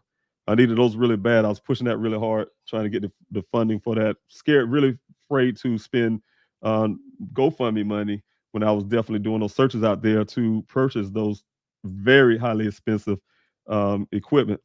Try to be very careful the way I use that money to try to make it last as long as I can with the efforts that we're doing out there. And I never have been able to get those specialized drones, but we did utilize the drones that we have. Volunteers bought their drones. I even had purchased one drone for the searches. And so drones are being used out there. And it's very helpful, very helpful. You can go back over and do a search from your computer, and you can scan areas. It also is a tool to keep the volunteers safe when we're out there on the ground. I'll send a drone out there ahead of us. We're doing ground searches. We're doing line searches. I put the drone ahead of us for hidden dangers. Try to find some things out there before the volunteers get to that point. So, and then also for mapping and things like that. So that's how we got some of these grids and stuff we created, and really know we're going to go search nets and things like that. So drones have been very helpful, and I will continue to use those. I do have a special search coming up next month in October. I'm not going to give the date. I can't give you guys the date. It's not for the public. I do have some forensic experts that will be coming in town, and we will be out there, checking certain areas of the desert. Not just those sites that you guys heard of, but some other areas of interest. We'll be checking those areas out and make sure that everything is everything. So I'm really grateful for that. Grateful for these experts that are willing to come in town and do those searches with me. And but I can't tell you the results once we're done. All right, thank you, Tay, for coming out. Thank you for your question. So the red paint that is the coworker used to help the cops, is this the same paint, or at least shade of the red paint that was found on Daniel's car? I would never know that. And the reason why I say that, Tay, I have been looking. I've been out there when I was out searching for Daniel. When this guy told me that story, I have literally been looking for these red rocks, these rocks that he painted with red paint. I would like to know that. I, to this day, have never found any red rocks that he painted. He of course, he never showed it to me. But yeah, that was his story. Never seen him. Never. I haven't had the volunteer say, "Hey, Mr. Robinson, look what I found here. Some red. Somebody painted these rocks red." I have never seen it. Never ran into it. So I can't say what that was all about, but that's what his story was. Again, you guys can hit that like, share, subscribe button if you're here for the first time. That will really help out as well. But as in that red transfer paint, yeah, I definitely, like I said, he, definitely. Oh, I see my auntie here this morning. Thank you, auntie. Thank you so much. Happy belated birthday, by the way. I really appreciate it. You coming out. I love you. Thanks so much. I wish I could read all that, but I know you are saying some great things. Thank you so much, auntie. Really made me smile this morning. I wish you could see my smile this morning. The Q&A having a little technical issues this morning. It generally never does, but this morning for some reason my screen is frozen, so you'll see me there. But auntie, I love you so much. Thank you so much for showing up on this Q&A. I really appreciate it. All right, and tell uncle as well. Love him as well. All right, PM channel. Thanks so much for being here. Thanks for your question. You have an ASU West Cold Case Synopsis symposium. I'm sorry. was a great event. It very much a great event. I agree with that. I really am grateful to ASU as well as Purdue University putting this thing together with us and being able to get these stories out. We had the families be able to tell their story. We was able to tell our stories as well as help with this cold case. Daniel's case is not a cold case, of course. And I'm refusing that to happen. So that's why I'm out here in Arizona fighting. It's not a cold case. There's a lot to be found out, a lot to get learned. There's a lot of things that I have that I don't work for the Buckeye Police Department, like I said. These guys need to do their job. There's a lot of things out there they need to look into. So it's not a cold case. But the idea of the cold case symposium is to talk about cold case type cases. The reason why I was able to fit Daniel's, for instance, is it's been over a year, right? You got a police department that ain't moving from a missing person case. They put out on their social media, we have no more leads to follow. Here it is in July, a month later, we have no more leads to follow. That type deal. So of course, it kind of fits those things when you don't have a police department doing any real hard work. Now they trying to run around, scramble with their chicken, like the chicken without a head right now, to try to put as much stuff on paper. Hey, we've been here, we did this. But is that really looking? That just like I told you guys before, is that another one of those attempts to have a PR campaign going, some type PR campaign, make myself look good. I can give a damn and give a rat's behind. Since my auntie is on here as well, you guys know what I'm saying. I don't care about their feelings and how their appearance is. I have a missing son, and them guys have to acknowledge that, and it's supposed to have done their job as law enforcement officers. Damn their feelings, damn whatever they're thinking, making them look good. My son is missing. That's the most important part. That's the most important piece. So I don't care about their appearance. The Buckeye Police Department, that is. I don't care about their appearance. I care about them finding my son, doing their job. You don't put a uniform on and you go to a job and you're worrying about what people say about you, or you're worrying about so on, so on. No, you do your job. Your job is not related to, you don't feel like job description. Well, you can do your job as long as people like you or they say something nice about you. No, that's not your job description. So you got to go ahead and continue to do your job. But I went off a little bit there, PM channel. As time goes by, how important is this community with the common denominator of missing loved ones? What are your thoughts on these symposium?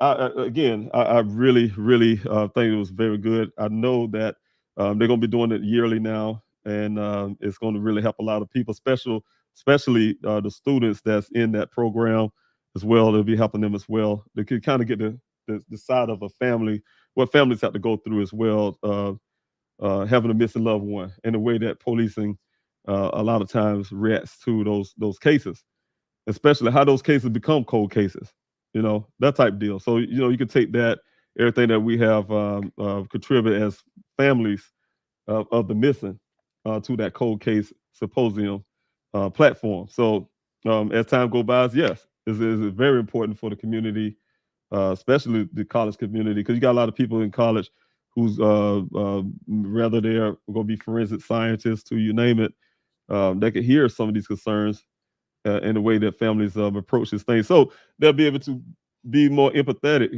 So they have be out there and really working hard to try to solve these cases. Get these answers for families. So it worked out really well. So, all right.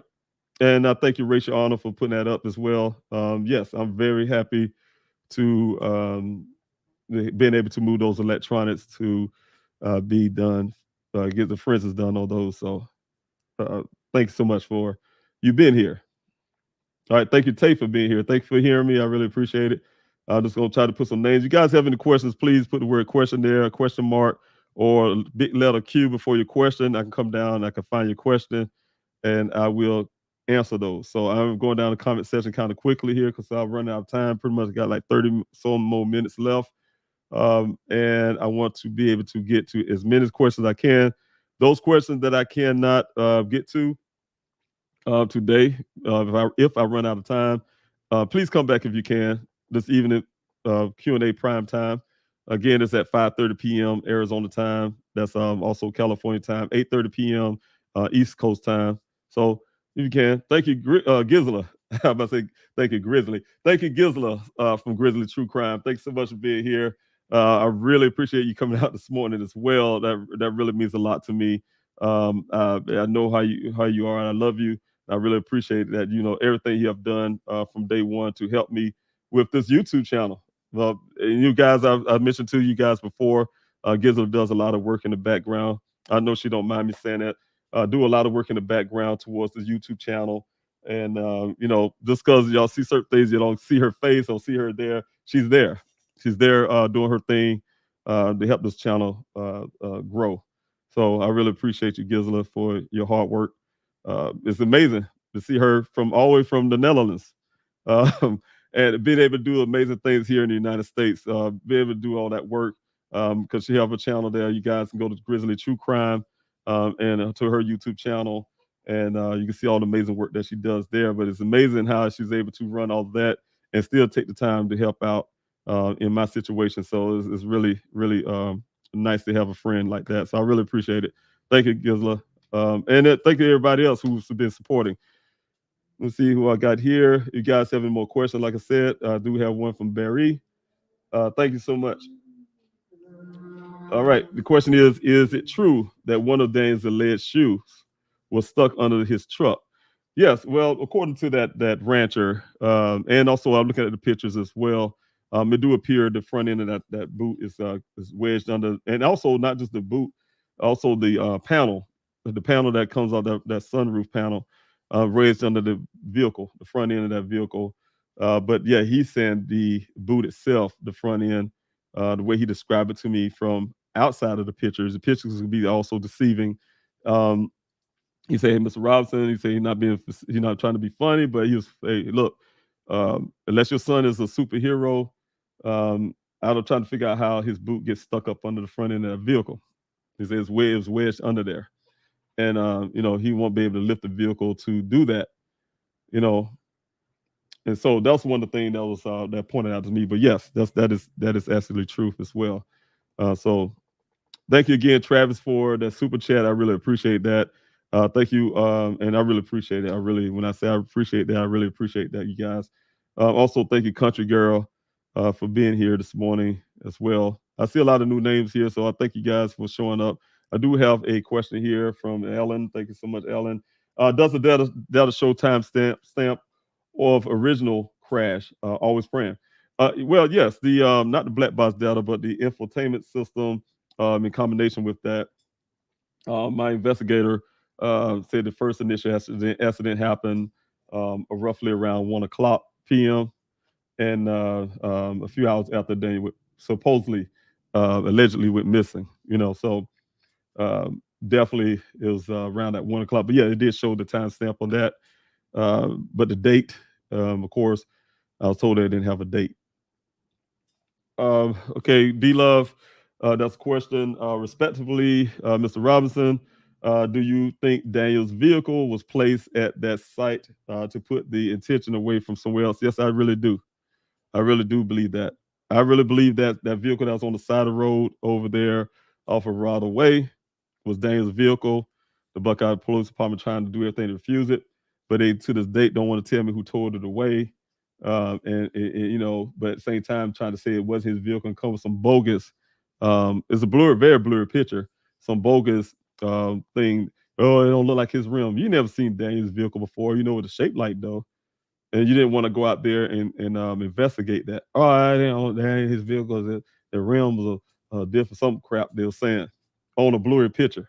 But I tell you what, that blurry picture shows some detail enough to say that vehicle was a Jeep Renegade, same color, and wedged up against that. And then 2 days later, you call me, oh, your son's vehicle was found in the desert. It's not ironic, see? So I really believe there's a lot to that story, to that. This helps to have yet to be said and to being taken care of. But definitely suspicious type deal when it comes to that as well. And also the placement, like I said, from the evidence that we have, physical evidence from my investigator, placement of that vehicle in that crash area. You guys got to imagine, I've been working hard been busting my tail trying to get media coverage. Some people get media coverage without effort. I had to work hard, 3 months straight, work hard just to get local. And at that time, when that vehicle was showing up, I was working that first month. I was just now working really hard on this local news. I got my break from Nicole Grigg, as well as he gonna get me if I just get his name. But those two local news. Josh Sanders is his name. Josh Sanders gave me a break. Right, two people, Nicole Grigg and Josh Sanders, and I started hitting really hard here in Phoenix. One of those Phoenix news channels, and so people start hearing about Daniel's story here in Arizona, Phoenix especially, and Buckeye, I'm sure, because all of them get that channel, and start hearing about Daniel. And I've been pushing hard. Hey, my son went missing. Just pushing the story that was given to me by the Buckeye Police Department, as well as this guy who said all this stuff about my son, just waving off and all kinds of crazy stuff he's saying. And I was putting it out there really hard. So of course, whoever, in my opinion, has a lot to do with this stuff, yeah, had to put that vehicle out there. That's why I was looking. They want the vehicle to be found. You got some people that pointed out to you. So your vehicle was found right there in this ravine, without saying names or whatever. Hey, it's been pointed out. It's right there in that ravine. I want to make sure, hey, that is right here, in this ravine. That type deal. So a lot of information out there. I was putting out there, hey, look, this guy said my son went missing out here off of Sun Valley Parkway. The story didn't change. It was all the narratives came from this one guy, Ken, at that well site. That's it. We're still going by some of that today. One last person that saw him. It happened out here in the desert. That's where the searches began. You guys come out here to the desert, help me find my son. Help me come find my son. So it's more logically a person that wants to put a stage event, we'll put it in the area that you're going to go find it. You're going to find it. You're going to run into it eventually. So, yes, I really believe that. All right. So, all right, here we go. If I have any more questions, you guys, if you have any more, please feel free to ask them. Barry, thanks so much. Again, let's see. The question is, if Daniel was in the crash vehicle, what could he have possibly escaped? How could he possibly escape unscathed? And that's the truth. Again, that goes back to the superhuman thing, right? And you guys know where I come at when I say that. Superhuman. Oh man, I had to shoot him. He had this superhuman strength, that type deal. Oh, he was kicked his way out the sunroof with his superhuman strength. Oh, he twisted, the vehicle twisted, rolled, and flipped, and did all moving his hands around.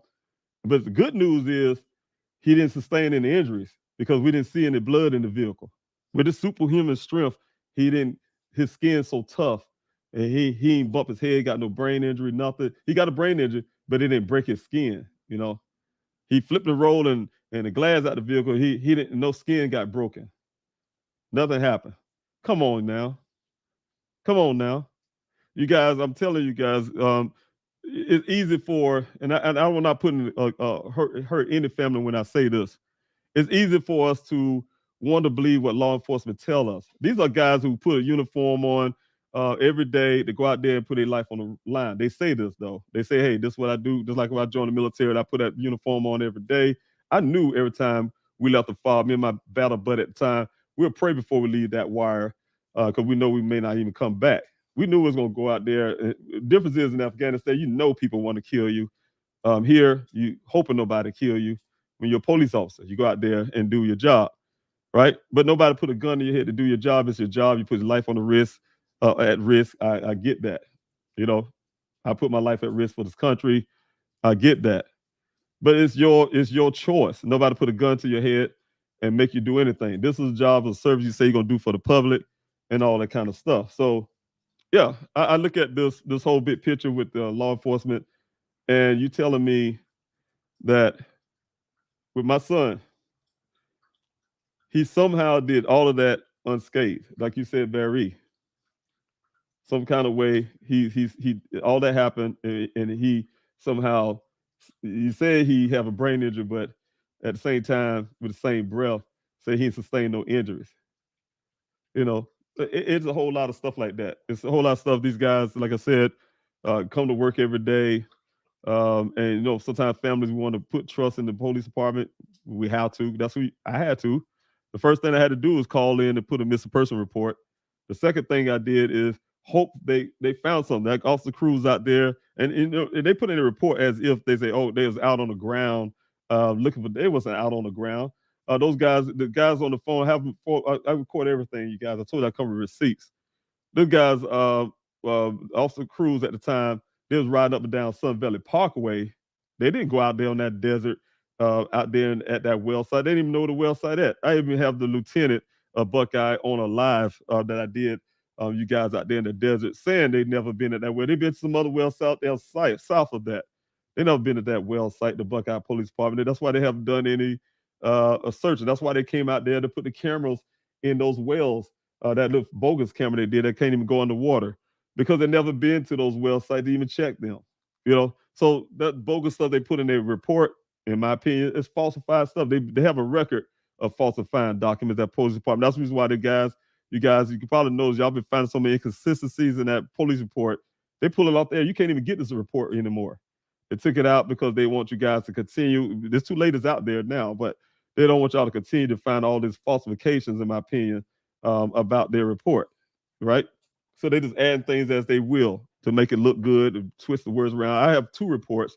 You put them side by side, they change the paragraphs and stuff is always written to a way to try to make themselves look good.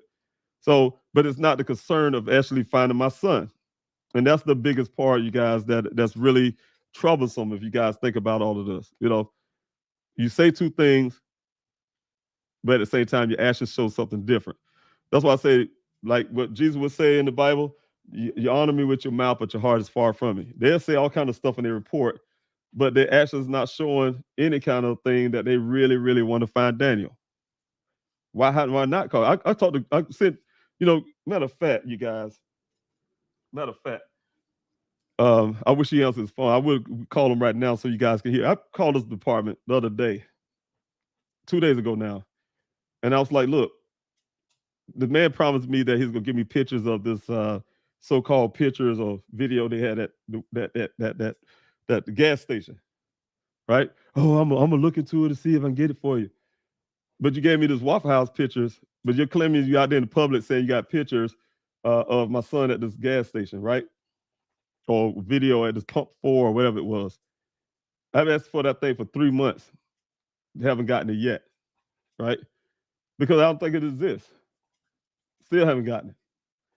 It's things like that, man. It's a lot of things that I'm finding out that they said to my family and myself, it don't even exist, So that's what I'm working on right now, you guys. I'm working on dealing with stuff like that. Twistina, thank you so much for your question. Does LE have an answer to why Daniel's phone would be wiped of everything if just got in a crash and had his head injured and wanted off? And that's another thing. Another thing as well. I'm glad you brought that up as well. The thing is, this department look at Daniel's phone. They told me they cloned the phone, which is one thing. If you don't have a criminal investigation you're claiming, I think it's against the law for them to do it anyway. We'll be looking into that as well. But they cloned his phone, right? Cloned his phone. Detective Biffin told me on the call, recorded call at that, he put the phone in his pocket. Yeah, nobody had his phone. And when I got it off the scene, I put it in my pocket. Nobody had it. Right? What the phone doing in your pocket, first of all? Other part is you clone the phone and then you give it to me. Clone the phone and give it to me. The memory card that I bought my son a few months ago before he went missing out of there. That's the first thing I noticed. The other part is once I got the phone on, turn on, all the Google history, all that kind of stuff wiped out of the phone. Everything about the young lady wiped out the phone except for her name and her number. That's how I know name and numbers in the phone. But everything else, text messages, all that wiped out from this young lady. But all my text messages from the time he got that phone, his family text messages, his friends, to you name it, is still there. But anything else, his apps, to everything that would suggest anything after the point of June the 22nd was wiped from that phone. and you don't think that's some kind of suspicious nature of anything. You don't hear much to talk about that phone in that police report, other than them trying to still stick with their my opinion, lie to try to discredit my son's character. Oh yeah, we found deleted text messages. And show me then. Put it in your report. Tell us what those deleted text messages were. And the reason why they can't, because it won't match this phone record that we have, the family and I. It won't match it. We know this. Well, show us. Put your receipts up there. Show us what the conversation was really about. Matter of fact, just tell us who this other young lady is who was there. My son told me himself personally was there with him and that woman that he spent the night with. They'd had a romantic night with that night. Show me who this other lady is that you're hiding. We don't know her name or anything else about her, other than she was there. Where's her statement? Where's her phone records? Where's her text message? Name that, show me that stuff.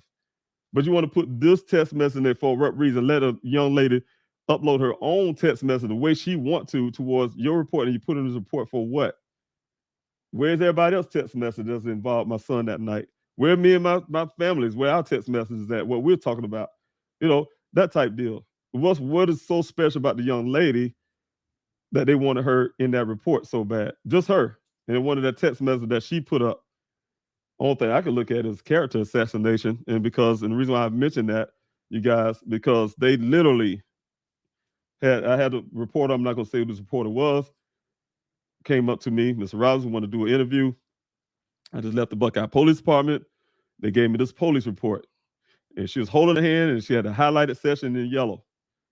I said, oh, you highlight that? She was asking me about the young lady. Off this yellow part that she was reading off of in her report. And I said, oh, you highlighted? No, that's the way they gave it to her. They highlighted that area for her to ask those questions, right?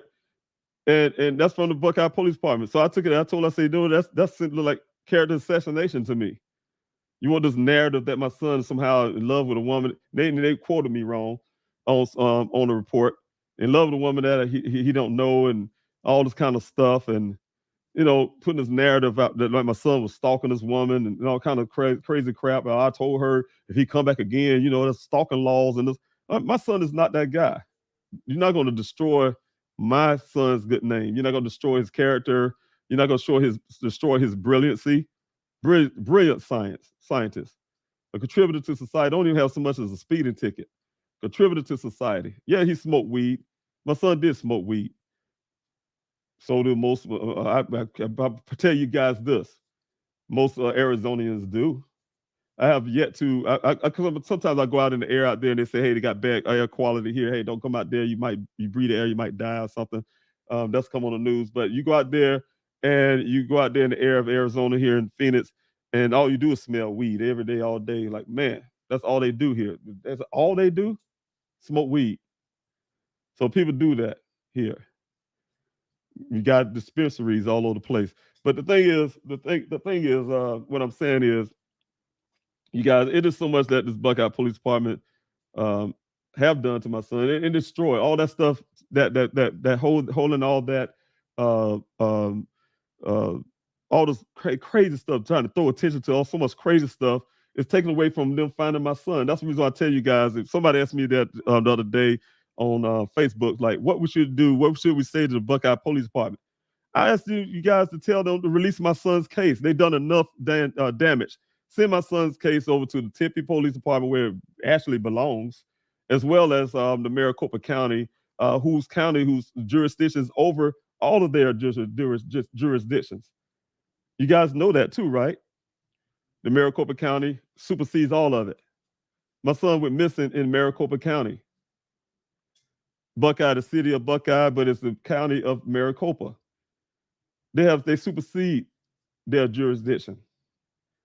As well as my son is a resident of Tempe, Arizona. We need a Tempe Police Department.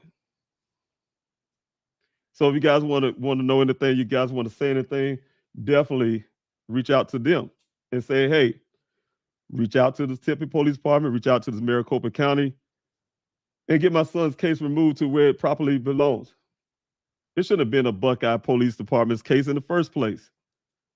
My son is not a resident of Buckeye. Oh yeah, it happened.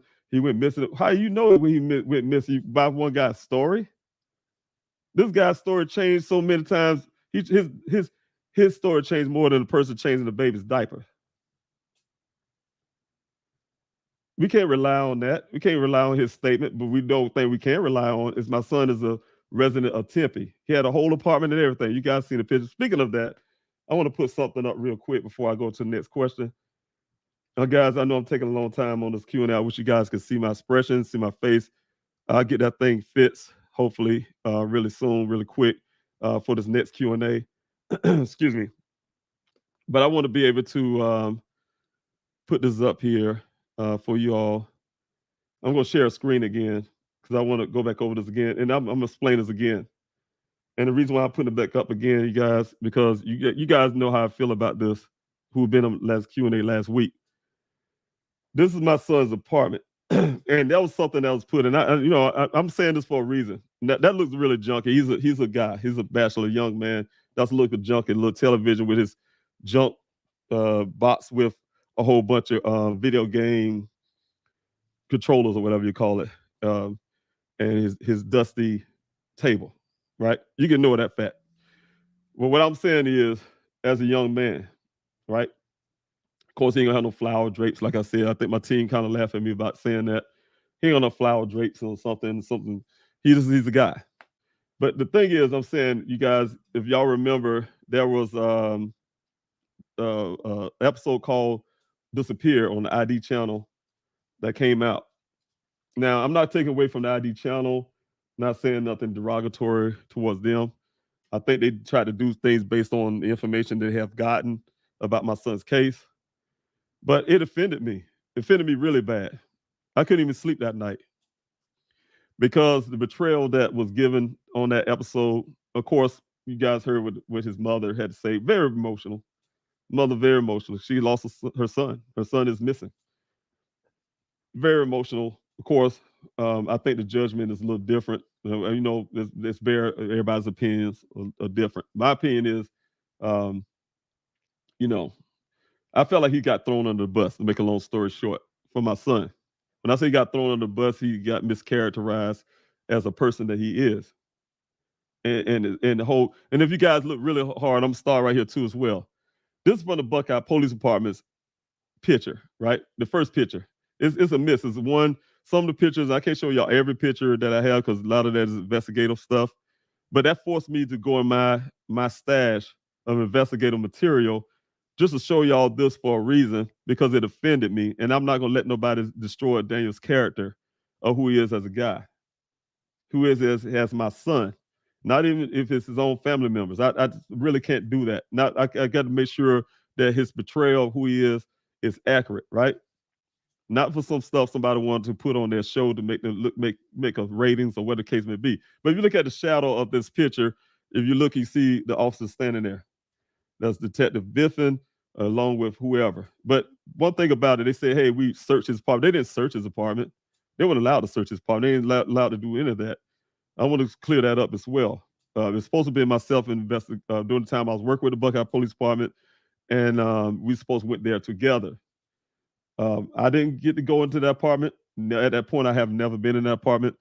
And that's because the landlords had their little issues about legal issues. Hey, look, they didn't want to let the police department in there, right?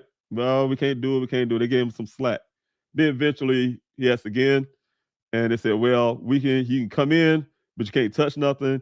We'll be walking with you. So if they had that different camera at a different angle, you'll see the landlords there as well. But they was there to make sure the police department didn't touch nothing, didn't carry nothing with them, hopefully. Try to plant nothing, whatever the case may be, I guess. But their legal way was that they had to be watching even the police, but they definitely weren't going to let family in, right? So I couldn't go into that apartment, but the Buckeye Police Department, Detective Biff and another officer did. They walked in just to be able to take a few pictures and walk out the door without touching anything, right? That's it. That's all they did. So when they say, oh, we searched, and that could be said to see. Search could be just looking around. You can call it search. You didn't search, you just looked around, because that's what the plan was. He wanted to go look in there and see if they see anything that looked obvious or something going on, right? So this is the first picture I'm just putting up. There's many pictures, you guys. It's not even half the pictures I have of this apartment. The way it was when Daniel left that morning to never come back home again, right? So the second picture here, I'm going to go ahead and keep going if I can get these pictures rolling. I hope this work out for me. So the next picture right here is his living room. You got to see the bag. Like I said, it's a combination of the Buckeye Police Department, and then there's some pictures from Jeff McGrath, my former private PI that I hired. This picture right here is from my investigator. Same difference is that exactly the way Daniel left that morning. Exactly the way he left his apartment that morning. Nobody touching thing, even the papers on the table. Everything that he got there is exactly the way it was. You know, you see whatever that's there. All right. Not pretty decent. Not the typical thing y'all saw on that show, Disappeared, where he was like his mother said, he was just in so much pain, you know. I'm not mocking her. He in so much pain. I can see the pain. Like, if you look at these pictures, you say, what pain? What pain he was in? I mean, he could be a little junkie. He's a guy. But what pain? All right, here we go. This is from the other angle, the same picture, you guys. And I can't tell you, that's still Jeff McGrath's things down there. So I see the evidence tape there in that little bag. That's his stuff there. He's getting ready to do his thing. I left him there in that apartment by himself, him and his team, to do whatever they was doing, right? That's why he was able to collect all of Daniel's electronics at that time and things like that. So again, I want to explain this out to you guys as well. Again, there's a television area. You don't see no trash. I want y'all to follow my mouse on the floor, on the ground. You don't see no trash and the way they betray, like he didn't vacuum, he was just living in the muck. Now I can tell you the stuff over here by the door, that's stuff that when we was able to get access, once the Buckeye Police Department left, I was able to get access to that apartment. So everything from this angle is stuff that I changed here in this little spot. And that's after he was able to do his assessment. And the reason why I did that, because you see on the ground here, that's a lock. I had changed the lock because I didn't want nobody else to come in there. So I went to Home Depot, Lowe's, and got a new lock and put it on the door. And I didn't want nobody to come in there changing nothing, moving something around, you know, that type deal, right? So I changed the locks. I didn't even want the landlords to get in there. So changed those locks, and then I left their stuff there to replace it, put it back once we were done, right? Over here to the left here, you guys see three cases of water stacked together. It's supposed to be 5 cases of water. 2 was in that vehicle to this day, still there. That's water that Daniel had in his vehicle. He's a geologist. He keep water. His sister bought those waters for him. And obviously he took 2 of those cases with him to work that morning, right? Look up on the counter here. That right there is a hand warmer. I can tell you that right here on that counter is a hand warmer. No dirtiness. That you look at the trash can here to your left, as that picture they betrayed on that episode, it was just so disgusting. This food, this rotten food in this bag, like it's about to burst, and it was horrible. This trash can is intact, clean. Daniel put his stuff in his trash like he's supposed to. All right, this other angle of the trash can. Again, I looked at that trash can. There's no rotten meat in that trash can and all the stuff. Papers. You know, he might have some a paper plate that he used to eat something on and whatever in the trash can. Look here on the counter. That's another case of water, old case of water with a few water bottles left. Of course, he has a little receipt there, but case of water. Still have a few bottles left in there. The dishes in the sink that they put on that show. Somebody, he had dishes all in the sink. No, these are clean dishes. He have a rack full of clean dishes, and I can tell you what's in the sink. There's one cup that you can see, that little purple cup there, and then inside that sink is one plate with no food on it. That I'm sure he was intending to wash. He must have ate something and rushed out the door, left it there, and he's going to tend to probably come wash his stuff. Very clean. This is Florida. Now, mind you guys, this is the way Daniel left his apartment that morning when he never came back home ever again. That pitcher of water, he left that there, probably in his rush. But that pitcher of water is one of those ones he used. I guess it got a filtration system. I don't use them, but it got a filtration system. He turned it on, I guess, fill it up, and it filters the water as he's filling the container up. He had that sitting on the counter. Forgot to put it back in the fridge, but it was sitting there, right? I don't see this bag of trash and what they did. They just threw him under the bus on the episode. It really hurt my feelings, you guys. Oh, well, I'm going to go past his fridge. But again, this right here is his shelf that y'all saw from the other angle. His rock collection up here that I'll talk about. Why does man collect the rocks? He's a geologist and he loves rocks. Daniel, I'm gonna say one thing as well. He had all this extravagant furniture and all this kind of stuff. He's a young bachelor, like I tried to say to you guys. He's a man that went out there to Arizona. When I say went out there, he was home in South Carolina, graduated from college. He went out to Flagstaff to take his class. After he graduated, he had to take this class for whatever reason. I don't know how they worked that out. But he had to take this class out in Arizona, in Flagstaff, and he's supposed to be coming back to South Carolina.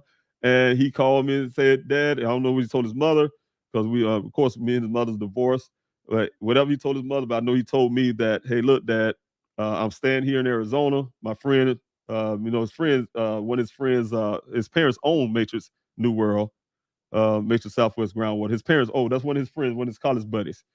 His parents own that company. He said, "Hey, look, my buddy helped me get this interview with his parents' company, Matrix, and I'm going to stay here. I landed this job. I'm going to stay here. I'm not coming back to South Carolina." And he been there. So he had no opportunity to build up furniture and things like that. From what I understand, he was given a lot of the stuff from the guy from the job site, from Matrix, Roger. So he's given some of the stuff. But anyway, the whole point is rock collection. Little junky stuff. I see his little parts that he used to build his computer memory drive. I'll just put it that way. But some little things he got here, you guys. Okay, and also another thing. This is his computer right down here, right here on this floor. This is the computer I was telling you guys about. He built it himself. He asked me a lot of questions about it. It helped me, as along the way as he's building. Very proud. You got the lights inside to be blinking and doing all kind of stuff. But he's very proud of that, and he finished it 2 days before he went missing. Just finish it. That's why I was sitting down there. Probably plan to come back home after that day he went missing. Come back home, sit there, do what he does, and because he's a gamer also, that's why he had 2 screens. He wanted something powerful gaming system to go along with everything he does for work, and he like to sit there. That's why you see the joysticks up here as well. He like to play his games. So you guys look at that, and that's exactly nothing that would suggest that Daniel was hurting. Now, his bathroom is clean as well. There's a sink area now. I can see junk on his headset or whatever. And then you can look on the floor here. You might see a little debris here, but you see 2 dustpans. And the reason why I'm pointing this out, because you guys, first of all, you see the cord there. That's the vacuum cleaner cord. Then from this angle going towards the back of his room, of course, stuff is all over the place. Somebody can say, "Oh yeah, he's junky," but you think somebody actually living there, so you're thinking that somehow he's walking through that all day and he had to go around a vacuum cleaner to get in his bed to go to sleep, or whatever the case may be. No, it appears from my investigator standpoint that somebody's been manipulated something after the fact.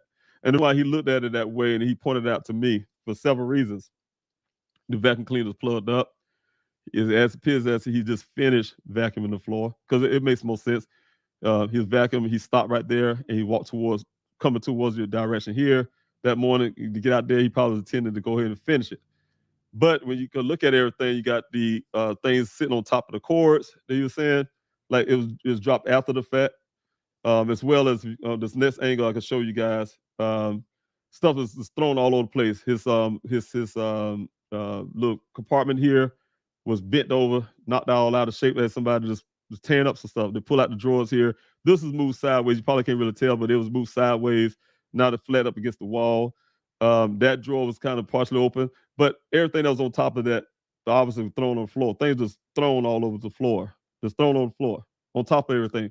It don't make sense to be, and it went even farther than that. This right here is a little sponge that he used for a shower. So a lot of stuff was just thrown all over the place. Like the way the investigator looked at it, he's asked me, because we didn't see any breaking into. Somebody had a key or something, and came in looking for something. That's one of the things that was told. But you come at the other angle going back out, again, like I said, he had his shoes here like he was planning to clean up. That's why the vacuum cleaner there. But everything's got thrown from that point. Somebody pulled, like they was pulling things back this way towards us, looking down in this basket for something. But one thing I can hindsight can tell you, I got you guys, I'm going to take the share off. hindsight, one thing that was always puzzling me all the time was the Matrix company. And I'm not going to put the person's name exactly just yet, but always keep asking me about this hydro pack. I didn't know what a hydro pack is at the time. He kept saying, hey, did they find this hydro pack in his vehicle? They find this hydro pack. I'm like, what's a hydro pack? And this is from Matrix New World. What is a hydro pack? But I later found out it's like a camelback. It was something we use in the military. I guess you guys know if you're hiking and you do a lot of hiking, or you're in the military, we use this thing called camelbacks, right? You carry your water. You have it on your back like a backpack, but it's filled with water, and you sip on your water. You can drink your water all day. But this guy wanted this, and I'm not gonna put his name out just yet because investigative stuff. But wanted this hydro pack really bad, really bad. Looking for it to this day. I haven't even found it. I'm sure he probably got it. He wanted it. I don't know. But why you want so really concerned and so concerned about some hydro pack? So that's said to be seen. That's the part of things that can be questioned and answers that can be asked and things like that. Questions that can be asked. But definitely. So, excuse me. Next question I have here is from Pamela. Thank you, Pamela, for your question. I am over my 2-hour mark, but I'm going to keep going because I was kind of slow on moving. I'll give about 30 more minutes, moving slowly on these questions. What is the procedure to have a case moved from Buckeye law enforcement to another district? What is the process in that? Too much time is going by. Well, the process is just for them to just do it. They can call in anybody. Just like I had them to call. I went to Chief Hall and I wrote this. These guys wouldn't even bring the FBI into my son's case, even look into it until I've been on here on social media and to everything else. Said, hey, I want the FBI in my son's case. And I had to write this letter. I wrote this long letter, really scathing letter to the Buckeye Police Department, Chief Hall, CC, the city manager, as well as some of the other officials in this letter. And I had my attorney to look at it first from a legal standpoint, but I wrote the letter. I wrote this letter to point out a lot of things that, let me use Chief Hall's own words that he put on CNN, saying that this is highly suspicious case, right? But the fact is, I put in this information to get the FBI into my son's case, all the evidence that we gave from my investigative standpoint, and also the fact that we've been finding human remains out there in the desert. My son went missing in the crime scene the way I painted it out in this letter, right? He went missing in the crime scene. And in fact, he's missing under suspicious circumstances, as Chief Hall clearly and eloquently said. Very highly suspicious, very highly criminal to me, right? So, and even with all of that, they failed to try to have a second person look at it. It's simple. When I talked to the FBI and I put in a report about people that have death threats, and I put in, they say, hey, well, they took a report, but they sent me back to Buckeye. And like, well, you know what? They handle your son's case. It's kind of related to your son's case. You need to have them call us in, basically, whatever. Mentioned that to Buckeye Police Department, what was going on in my personal life here. They threw it up on the rug just like they threw the change of story that Ken did at the well site. You guys have never heard about it, right? They don't care about that. They don't care about somebody's threatening my life and things like that. So what I'm saying is, you guys, they can easily just call in the FBI. I've been asking. I sent them that letter, and when I sent them that letter and I CC'd all these people, he had no choice. He said, "Oh, he made it. Oh, I already asked for the FBI for a case briefing, right? So okay, good. Yes, for a case briefing. My attorney, she jumped on it real quick. As soon as you send the message back, oh yeah, I asked for this case briefing. I'm waiting on the FBI. I'm doing this case briefing because the question you ask, they can simply just ask them. Ask any department, right? So there's them to come in and do a case briefing. You guys know the story to that. My attorney, she jumped on it, like I said, really quickly. Hey, we need to be a part of this case briefing to see what you guys have to present to this FBI. And if you don't want me there as an attorney, they didn't want her there as an attorney, she can come. I need to be there. Mr. Robinson need to be there. That's his son. And he need to be there. From the family side, I'm the only family here fighting. My daughter's here as well, but I'm a spokesperson for my family. They see me on the ground. They see me out here performing all these searches, see my efforts trying to find my son. I need to be part of this case briefing. He knows that. CNN coming on their back, doing interviews. News Nation on their back doing interviews. All these other people. And this guy, this department, this is how scandalous it is now. Didn't answer back. Didn't answer our request back. Talked to my attorney, said, hey, give him a couple of days, David. Give him a couple of days. Just be patient. Give him a couple of days. Right? Ended up giving the jokers a week. A week later, he called me back. The detective called me and said, yeah, we had this case briefing. Without me now. Had this case briefing. Okay. What happened? Well, the FBI said that you as a father doing such a great job on your own, we don't need to come in. Really?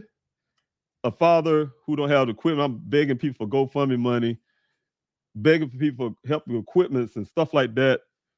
And never investigated anything in my life. I mean, you name it. And I'm doing a better job than the FBI. That was a slap in my face. I was out there on my family press conference telling everybody very happy that the FBI is coming to my son's case. I felt embarrassed on top of that. Felt very embarrassed for them to give me that kind of, it was an insulting thing. You tell me I'm doing such a great job on my own, they don't need to come in. So yeah, to answer your question, Paula, they can simply ask. They can simply ask any department. But they got their heads so stuck up there behind and arrogant or whatever the case may be and don't have any concern. They know they're damaging my son's case. They don't have no concern about my family and my son's case. All they care about making themselves look good. So they're going to do everything, you guys, you best believe they're doing everything they can out there right now as I'm speaking to bolster themselves just to make them look good. It ain't really about Daniel. It's about them. Everything they're doing from that point on, from the point they gave that vehicle to me, the point they gave me that bogus stuff that my son made join a monastery, become a monk, the bogus stuff about what happened in that scene. Their ideas, when they told me they had more leads to follow to my investigator than I investigated, they had no interest in my son's case. They don't even call me. They have no interest in my son. They interest in themselves. They'll do everything they can so you guys can look at a police report or whatever and say, oh, we did this, we did that, we did blah, blah, blah, so. So you can say, hey, they did such a great job. They haven't did a great job at all. I did have done more work than the Buckeye Police Department. And I don't even have a job as an investigator. I found some things out that these guys haven't found so far. That's some of the things I just want to throw out really quick here. So thanks so much, Pamela, for your question. Like I said, you guys, I'm trying to give it like 15 more minutes on this Q&A questioning, and we can go from that point. Ellen, thanks so much for your question. Did you say that the rancher indicated it was moved from where he originally saw the vehicle? No, I did not. The rancher, what I was telling you is Chief Hall came out to the search right after this vehicle so-called had been found out there in the desert, right? That weekend. That was July the 19th. That weekend, I still had a search going. I didn't cancel my searches because I was distraught that this vehicle was found. I was distraught that I seen this vehicle in this. I was hurt. I was very hurt. They didn't find my son, but they found this vehicle. Damn the vehicle. Where's my son? Right?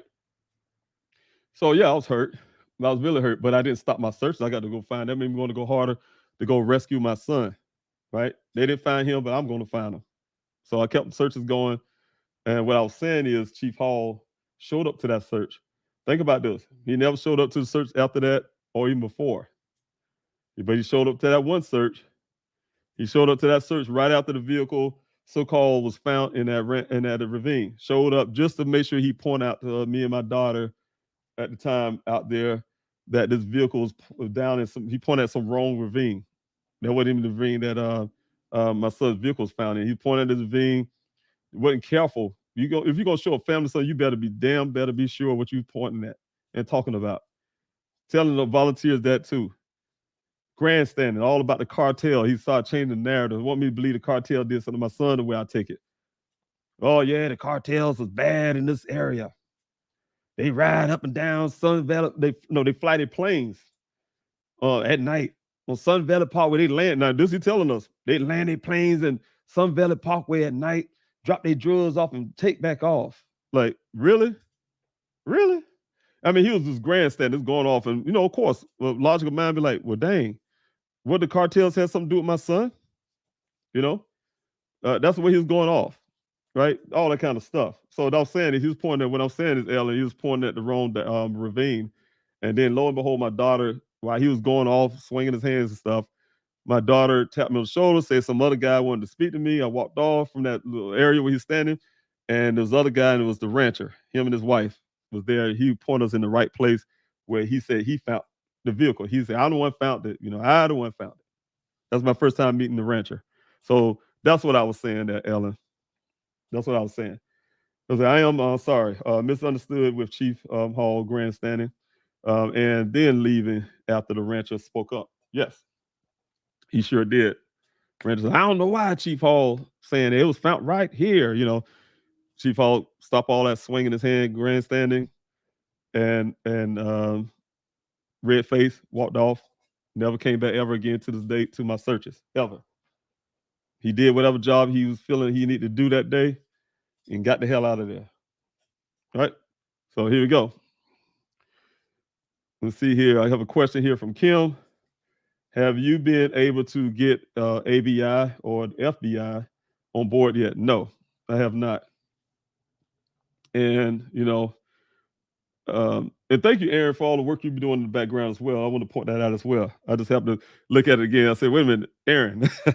But thank you so much for all the hard work you have been doing as well. People don't know as well that you're doing a lot of research, and I really appreciate that, and contacting a lot of people. And I really appreciate everything you do. I may not seem like it, but I really do appreciate everything. And when I say it don't seem like I'm so busy, you already know what goes on in the background. But definitely, I just want to point out to everybody else as well. So thanks so much for that. But no, I have not just yet. I'm really still pushing. I did go up to talk to the agent that so-called did the case briefing. I'm sure he's friends of also one of the sergeants there, Lieutenant Detective Sergeant there, who also applied to be an FBI agent, and I'm sure he was denied. But that type deal. So so it's a lot about that as well. We signed up for search information months ago, but never received any email. The link wasn't, please help find Daniel's page. Did you have other page? And that's the thing. I'm glad you pointed out as modern. I had a former search coordinator. You guys can understand when I didn't give these people, first of all, I didn't give nobody titles. People wanted their titles. I just had volunteers, people that's really out there helping. I really appreciate it. They, like I tell you guys, I take nothing away from anybody, because everybody who came out there to the search, whether you call yourself I end up calling them that as well, search coordinators to logistics coordinators, right? These are names and titles people want to give themselves, right? So of course I'm gonna go with that with them, because they're helping as much as they can. But I started these searches to find my son. I started a website to find my son, and everything was designed on purpose. The website, Please Help Find Daniel, have his purpose. Purpose of Please Help Find Daniel. I had searchfordaniel.org as well, but it defeated its purpose because we had two websites. Sometimes people get confused, so I brought everything down to one website, pleasehelpfinddaniel.com. And on that website, when I was doing the searches, you guys, it's simple. Everything is functional on that website, where when it comes to searching and things like that, and signing up for searches, you do it on that website. It comes to the email. I know it's coming. We have meetings on every Wednesday about the searches on Saturday with myself and the team that I had at the time that I put together. And we would plan things out, right? Simple as that. You guys send the information on that website. But I have lost a lot. I lost almost 600 people emails in the past. Information. You guys send y'all information, and I'm telling you, I want to put out, and I want to make nobody look bad, but there's a lot of things that was going on. You guys don't know the pain and the heartache it took. Like, I'm telling you guys, trying to find your son and then have to deal with things that people just don't know, that I keep quiet a lot, that happens in the background, that cause a lot of problems and pains. What's going on? A lot of things in the background. You guys, half of the things, if I have wrote about it or talked about it in some other form, you guys would be shocked at some of the things I had to deal with when it's come to searching for Daniel and putting things together, and also somehow keeping it together, keeping it cohesive, keep something going. But anyway, to go to your questioning about the text messages, I mean the emails that you guys have been signing up for. Yeah, that was a website I found out from a former coordinator who was diverting you guys information. I'm sure they're using it to this day, but diverting you guys information from actually coming to the website. Coming, I'm so busy, you guys, doing interviews to trying to get things, information out there about Daniel. So I needed people. I had to trust people to handle certain things for me. That's why I have meetings with them. Hey, this is what we need to do. These guys say they can do it. Hey, I can coordinate this for you, Mr. Robinson, blah, blah, blah, so on, whatever the case may be. And we coordinated together. This is what we plans were. That's what you guys see me out there in the desert, out there with you guys, because we planned it. But I try to use people, allow people to help me to mobilize and get people in certain places. But anyway, I found out later, yeah, a lot of those emails, you guys have been tricked and duped, and I had to close some Facebook pages I've been seeing out there, people making it official for themselves to make it appear that they're representing the family, or even have my own coordinators would say, hey, I'm representing the family. Nobody represent me, guys. You guys see I'm here on this Q&A. I speak for myself. Nobody can ever talk for me. So you ever hear somebody say, hey, I'm talking on behalf of the Robinson, or I'm talking on behalf of Mr. Robinson? No, you're not. And I'm telling you guys up front right now. So if it ever happened in the future, you guys know I'm big enough and I'm grown enough to talk for myself, right? So that's why I have this Q&A so you can come to me. But yes, a lot of problems happened back then, and it still happen. I did found some of those links that's out there still, trying to get rid of them. Of course, I don't own them, but I know who actually own those, and it hurts me because I was wondering why my numbers would started going low in those searches out there. Why I wasn't seeing those things on the website, because I had to check those things as well. And the numbers was getting lower. I was starting losing participation out there in the desert. I thought it was somebody, and I can tell y'all some deep stuff into that too. Your guys gonna find out a lot of stuff about this case later on. But it was designed to kill my searches out there. Of course, they wanted me out that desert. They didn't want me to keep looking for Daniel. They didn't want me out there like that. So I had to go through a lot of that, you guys. You guys don't know half of the stuff I had to go through to try to keep a search. So I can tell you, those things are diverted. I seen those websites that's up there. It diverted. A lot of things was diverted away from the Please Help Find Daniel, and it's still there. I have never got those lists of people and things like that. So that's the problem. That's the problem I have with that. So you guys see those things that there's only one source, and I'm saying it again. It's pleasehelpfinddaniel.com. There's no other source. There's no other thing that I authorize to. If you guys do that, you're doing that on your own. You're doing your own searches, wherever the case may be. Everything is pleasehelpfinddaniel.com. Everything is pleasehelpfinddaniel at yahoo.com. Everything is right here on the Q&A. Everything is on Please Help Find 4 Twitter. That's Please Help Find the number 4 Twitter. Everything's else social media, whether it's Facebook, TikTok, to YouTube, to Instagram, is Please Help Find Daniel, period. Right?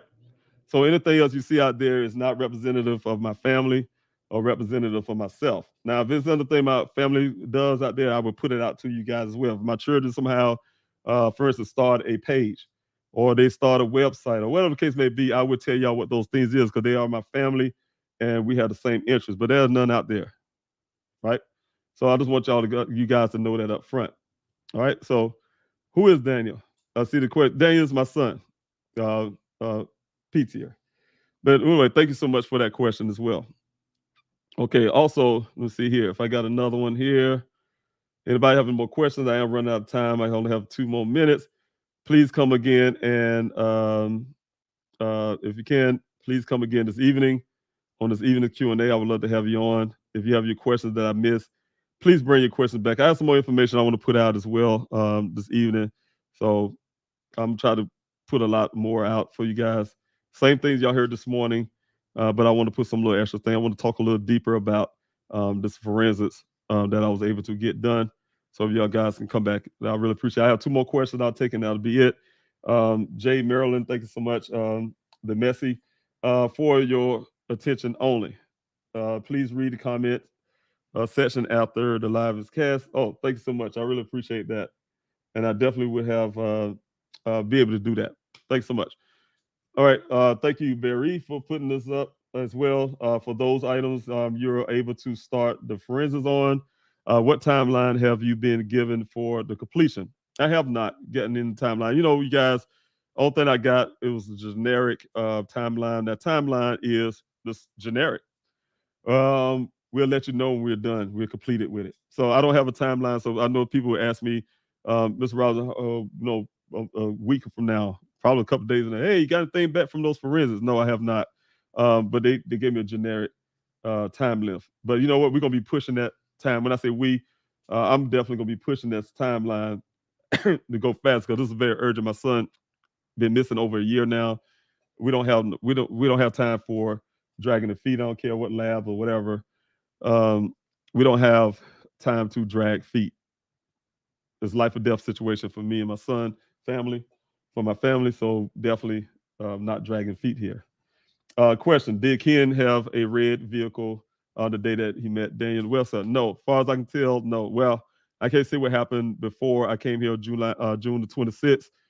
He could have swapped vehicles at that time, but I can't tell you.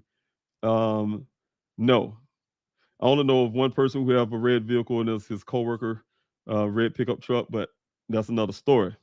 All right, I'm gonna have two more questions here. I said I was gonna finish those two, but here you go. Thank you, Tatia, and thank you so much for also moderating. Buckeye thinks Daniel kicked the metal sunroof out. Yeah, and that's the thing, and that's the reason why I told you guys. That's why I put that video up there of this. That they like to use. They say they went to this dealership. They didn't go to oh God, I forgot the name of the people who make the Jeep. Make Jeep. Because a matter of fact, I need to get information back from that. Because if that they go to a dealership and ask. Remember, they had the investigator go to the dealership, local dealership, and ask a question about do the computer and the dash not match or something. I was just trying to prove the 11 additional miles on the vehicle, right? Trying to dispute that. And there's no recalls on my son's vehicle that determined about this thing. But they went to some dealership, I'm sure, tapped somebody on the back of the shoulder. And yeah, they didn't go to the manufacturer. They just went to the dealership instead of manufacturer, the company. I can't think of the name. But as his worker, the way I pictured in my mind, tapping his worker on the shoulder, back of the shoulder. Hey, man, what do you think about this? Do sometimes the computer and the dash don't match on it? He said, yeah. He got his wrench in his hand and said, yeah, it happens sometimes, you know. And they write it in their report. Yeah, that's what we got, you know. That's the way I picture that in my mind, you know, because if they really wanted those answers, they would have went to the manufacturers. I'm pretty sure they actually made that. And I get the reason why they didn't. They're smart now. If you want something to be portrayed a certain way, in my opinion, they're smart. Don't go to the manufacturer because you know what they're going to say. They always match. The reason why it always match because there's no recall. They know the engineers who made those vehicles know if it don't, they are liable. Because when it comes to court stuff like what's happening right now, you know, it can fall back on them. So they're gonna make sure their stuff is intact. And if it's not, they're gonna get a recall to get those things right. And they don't have no recall, like I said. Buckeye know better than that. If they're supposed to be professional. Question. Thank you, Barry. Trying to make sense of this. How or what? At what point would his alleged shoe have gotten stuck under the truck if he allegedly was inside the truck, then kicked his way out of the truck? You know, and that's the thing. It's a lot of ways looking at it. I'm thinking the vehicle got tilted over once. Like I told you guys, that glass on the ground, it's on the if you guys can look at how I want to say this, where the sunroof side is here. You guys looking behind me on that picture, that frozen picture there. The sunroof side on the ground, you come towards where if you imagine yourself standing there looking at this vehicle behind my frozen head there on the screen. And the glass is there on that side of the vehicle on the ground. But you got the only glass that's missing out this whole entire vehicle is that driver's door. Now, mind you, this vehicle supposed to be bouncing around and flipping and rolling what they're claiming, right? But there's no glass in the vehicle itself. Just a little tiny fragments, leftover little fragments, right? But the glass is on the ground is in the perfect shape of a window. I don't know if it's the driver's door window, but a window shape, right? Square kind of shape thing. But smashed all up on the ground. Like somebody, in my opinion, take a hammer and kind of smash it down and say, yeah, the glass is here on the ground. But it's all in the right shape. It didn't spread out and get thrown all over the place, but it's there. That's how it originally looked before everybody started collecting their own little evidence or souvenirs or whatever they're doing. But the thing is, I'm saying is, to answer your question with that, the vehicle came down that ravine on all fours. In my opinion, it could have easily been tilted over, but they forgot to move the shoe out the way when they was doing it.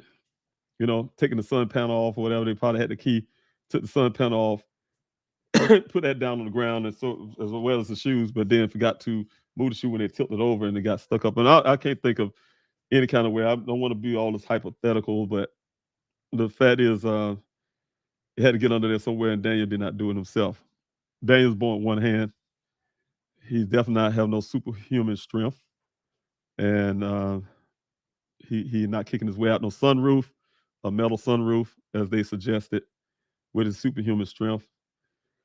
You know, you guys, I want to back up real quick before I get out this Q&A, and I want you guys, and I will probably talk about this even. I'm gonna go with this report. I'm gonna start pulling some things out of this report they have put up. I want you to think about this. That's one thing that was brought to me is on that report they speak of a deceased person. And, you know, I think it's probably, if I start looking at it in my mind, I'm trying to remember the new reports actually strip that out. But it's a deceased person on their list of things in that report. They don't describe who or what this deceased person is. And I'm going to look into it. We're going to examine that really farther. And the reason why I say that, because a couple of things happen. Out there, we know when my son was missing, they always finding we found human remains out there. We also know that the Buckeye kept a lot of things quiet, because I have been on this Q&A and I told you guys early part of this year, they found another dead person out there. There wasn't a human remain, it was actually a body in that area where my son went missing. So things happen. I can give y'all that a fact that I have 3 separate dogs in the searches out there that located a tree near that area where my son went missing. And they all look up in the air like something was in that little tree, right? And that's in the area of where my son went missing. But somehow Buckeye Police Department said they had all these cadaver dogs from Maricopa County. And see, that's the point I'm making, you guys. If Maricopa County was involved, like they're saying, they have Phoenix, they say it was involved, so they're involved. In my view, if they went out and reached out to these outside agencies they claim they did, right, and they don't have no real records of it, they just say things. They went out to these agencies and asked Phoenix. They say, "Hey, almost 3 days after my son went missing, Phoenix Firebird came in." Isn't that making Phoenix involved? Then they also said they used all these cadaver dogs and this and that and helicopter from Maricopa County. Don't that make Maricopa County involved? This is their jurisdiction, Maricopa County. You know, so think about all of that, you guys. Think about all that too. But what I was going at is, you know, this tree that them dogs been pinging on. But they had these dogs and things like that, claiming they did. Police dogs, right? Not the dogs that I had to go get out there. They're certified dogs, don't get me wrong. Not the ones I had to go get myself, my team as well. We had to get out there for the desert searches. But it's also but it's their dogs from Maricopa County, supposed to be highly trained dogs. Now, I can't give you the story where the rancher said they're lying about that, because he was out there, that's his land, and he said, look, they only came out there with one dog, and because the other dogs is in training that week, which I'm going to find the information out there. He will be hitting Maricopa County about that. Those dogs in training that week. There was only one dog. The dog came out around 10 o'clock at night. They went out there for almost 30 minutes, came back to their vehicle with the dog frantically talking about the mountain lions stalking the dog. So that's the story from the rancher. But let's go with Buckeye. All these dogs they claim they had some Mr. Rouse, we had cadaver dogs, plural. We had search dogs, plural, you know, and then not dogs not ping on that tree not one time. They have them dogs that they had did not find that human skull that we found in my searches out there in the desert near that area. These are cadaver dogs they claiming now, search dogs. Well, we ain't find nothing. I said, where's my son? Well, the dogs didn't alert or nothing. I was like, well, if these are search dogs, y'all claiming he walked off somewhere. No, we ain't see no footprints, no nothing, right? I mean, it was ridiculous, right? So long story short, I'm saying, you guys, everything I asked Buckeye is nothing. But all of a sudden they got all the stuff now. They showing you guys, oh, we did this, blah, blah, blah. Everything from the cell phone pings to Uconnect to pictures to whatever. Everything's always convenient with the Buckeye Police Department that nothing comes out of nothing. All the searches they claim they did, the search that happened almost 3 days after he went missing, zero. The 2 weeks after that, when they had Silver Air Patrol out there, nothing. And when my son's vehicle showed up, nothing. Right? Nothing. But we find the human remains out there, civilians. We find an article closing on me. The cell phones, I got 3 cell phones being forensically done right now. Daniel's phone that we know is his, and 2 other cell phones that's found in that area. Very close to where the crash area is right there. They didn't find that. Nothing. The Buckeye Police Department can't even find a construction cone sitting in the middle of the desert. A pink elephant they can't find. But somehow they found some woman text messages to put in the report. They find some co-workers I talked to, I don't know where they get these co-workers from, that said XYZ. Anything, that type stuff. It just doesn't make sense to me. I can go on this thing all day, you guys. Please come back this evening for this Q&A. I really would like to, be able to answer more questions. I kind of spend a lot of time talking. I have a lot to say, pushing a lot of corners. Guys, for my life here in Arizona, it feels like things come to an end. I'm depending on funding to, you name it, to try to keep myself going here in Arizona. It's very difficult. You guys don't know the strain and the pain that I go through just to try to continue my fight for Daniel. And mentally it's hard. But you know what? I'm still trying my best to push this. I'm still going to keep trying to fight. I'm still going to fight against the police department if I have to. I just have to do what I got to do. I have nothing else to lose. I hear these departments say a lot of things out there. And you guys, y'all would know pretty soon. They say a lot of things, but as if I have all this time. They could be out on vacations to you name it. And they'll say all the time, well, we trying, we talk to this person, we're just waiting to see. I don't have time to wait. I don't have time. My son is missing. Because could you imagine, again, I always use this analogy because it's the same thing. Could you imagine that police officer cruiser sitting on the side in his uniform sitting out there, and they're gonna tell the family, well, we're trying to see if we can get in other agencies involved, and all this lame, crazy crap. They make things happen the way they want. Police department make whatever they want to happen. You best believe if it was an officer, they would make this a criminal case. And I'll guarantee you, every agency, FBI, whatever, ATF, or whoever, all of them be raining down on Buckeye right now. If it happened today, a Buckeye Police Department officer or any officer, would definitely any of them would come up missing. Even a little kid, they 24-year-old geologist son go missing today.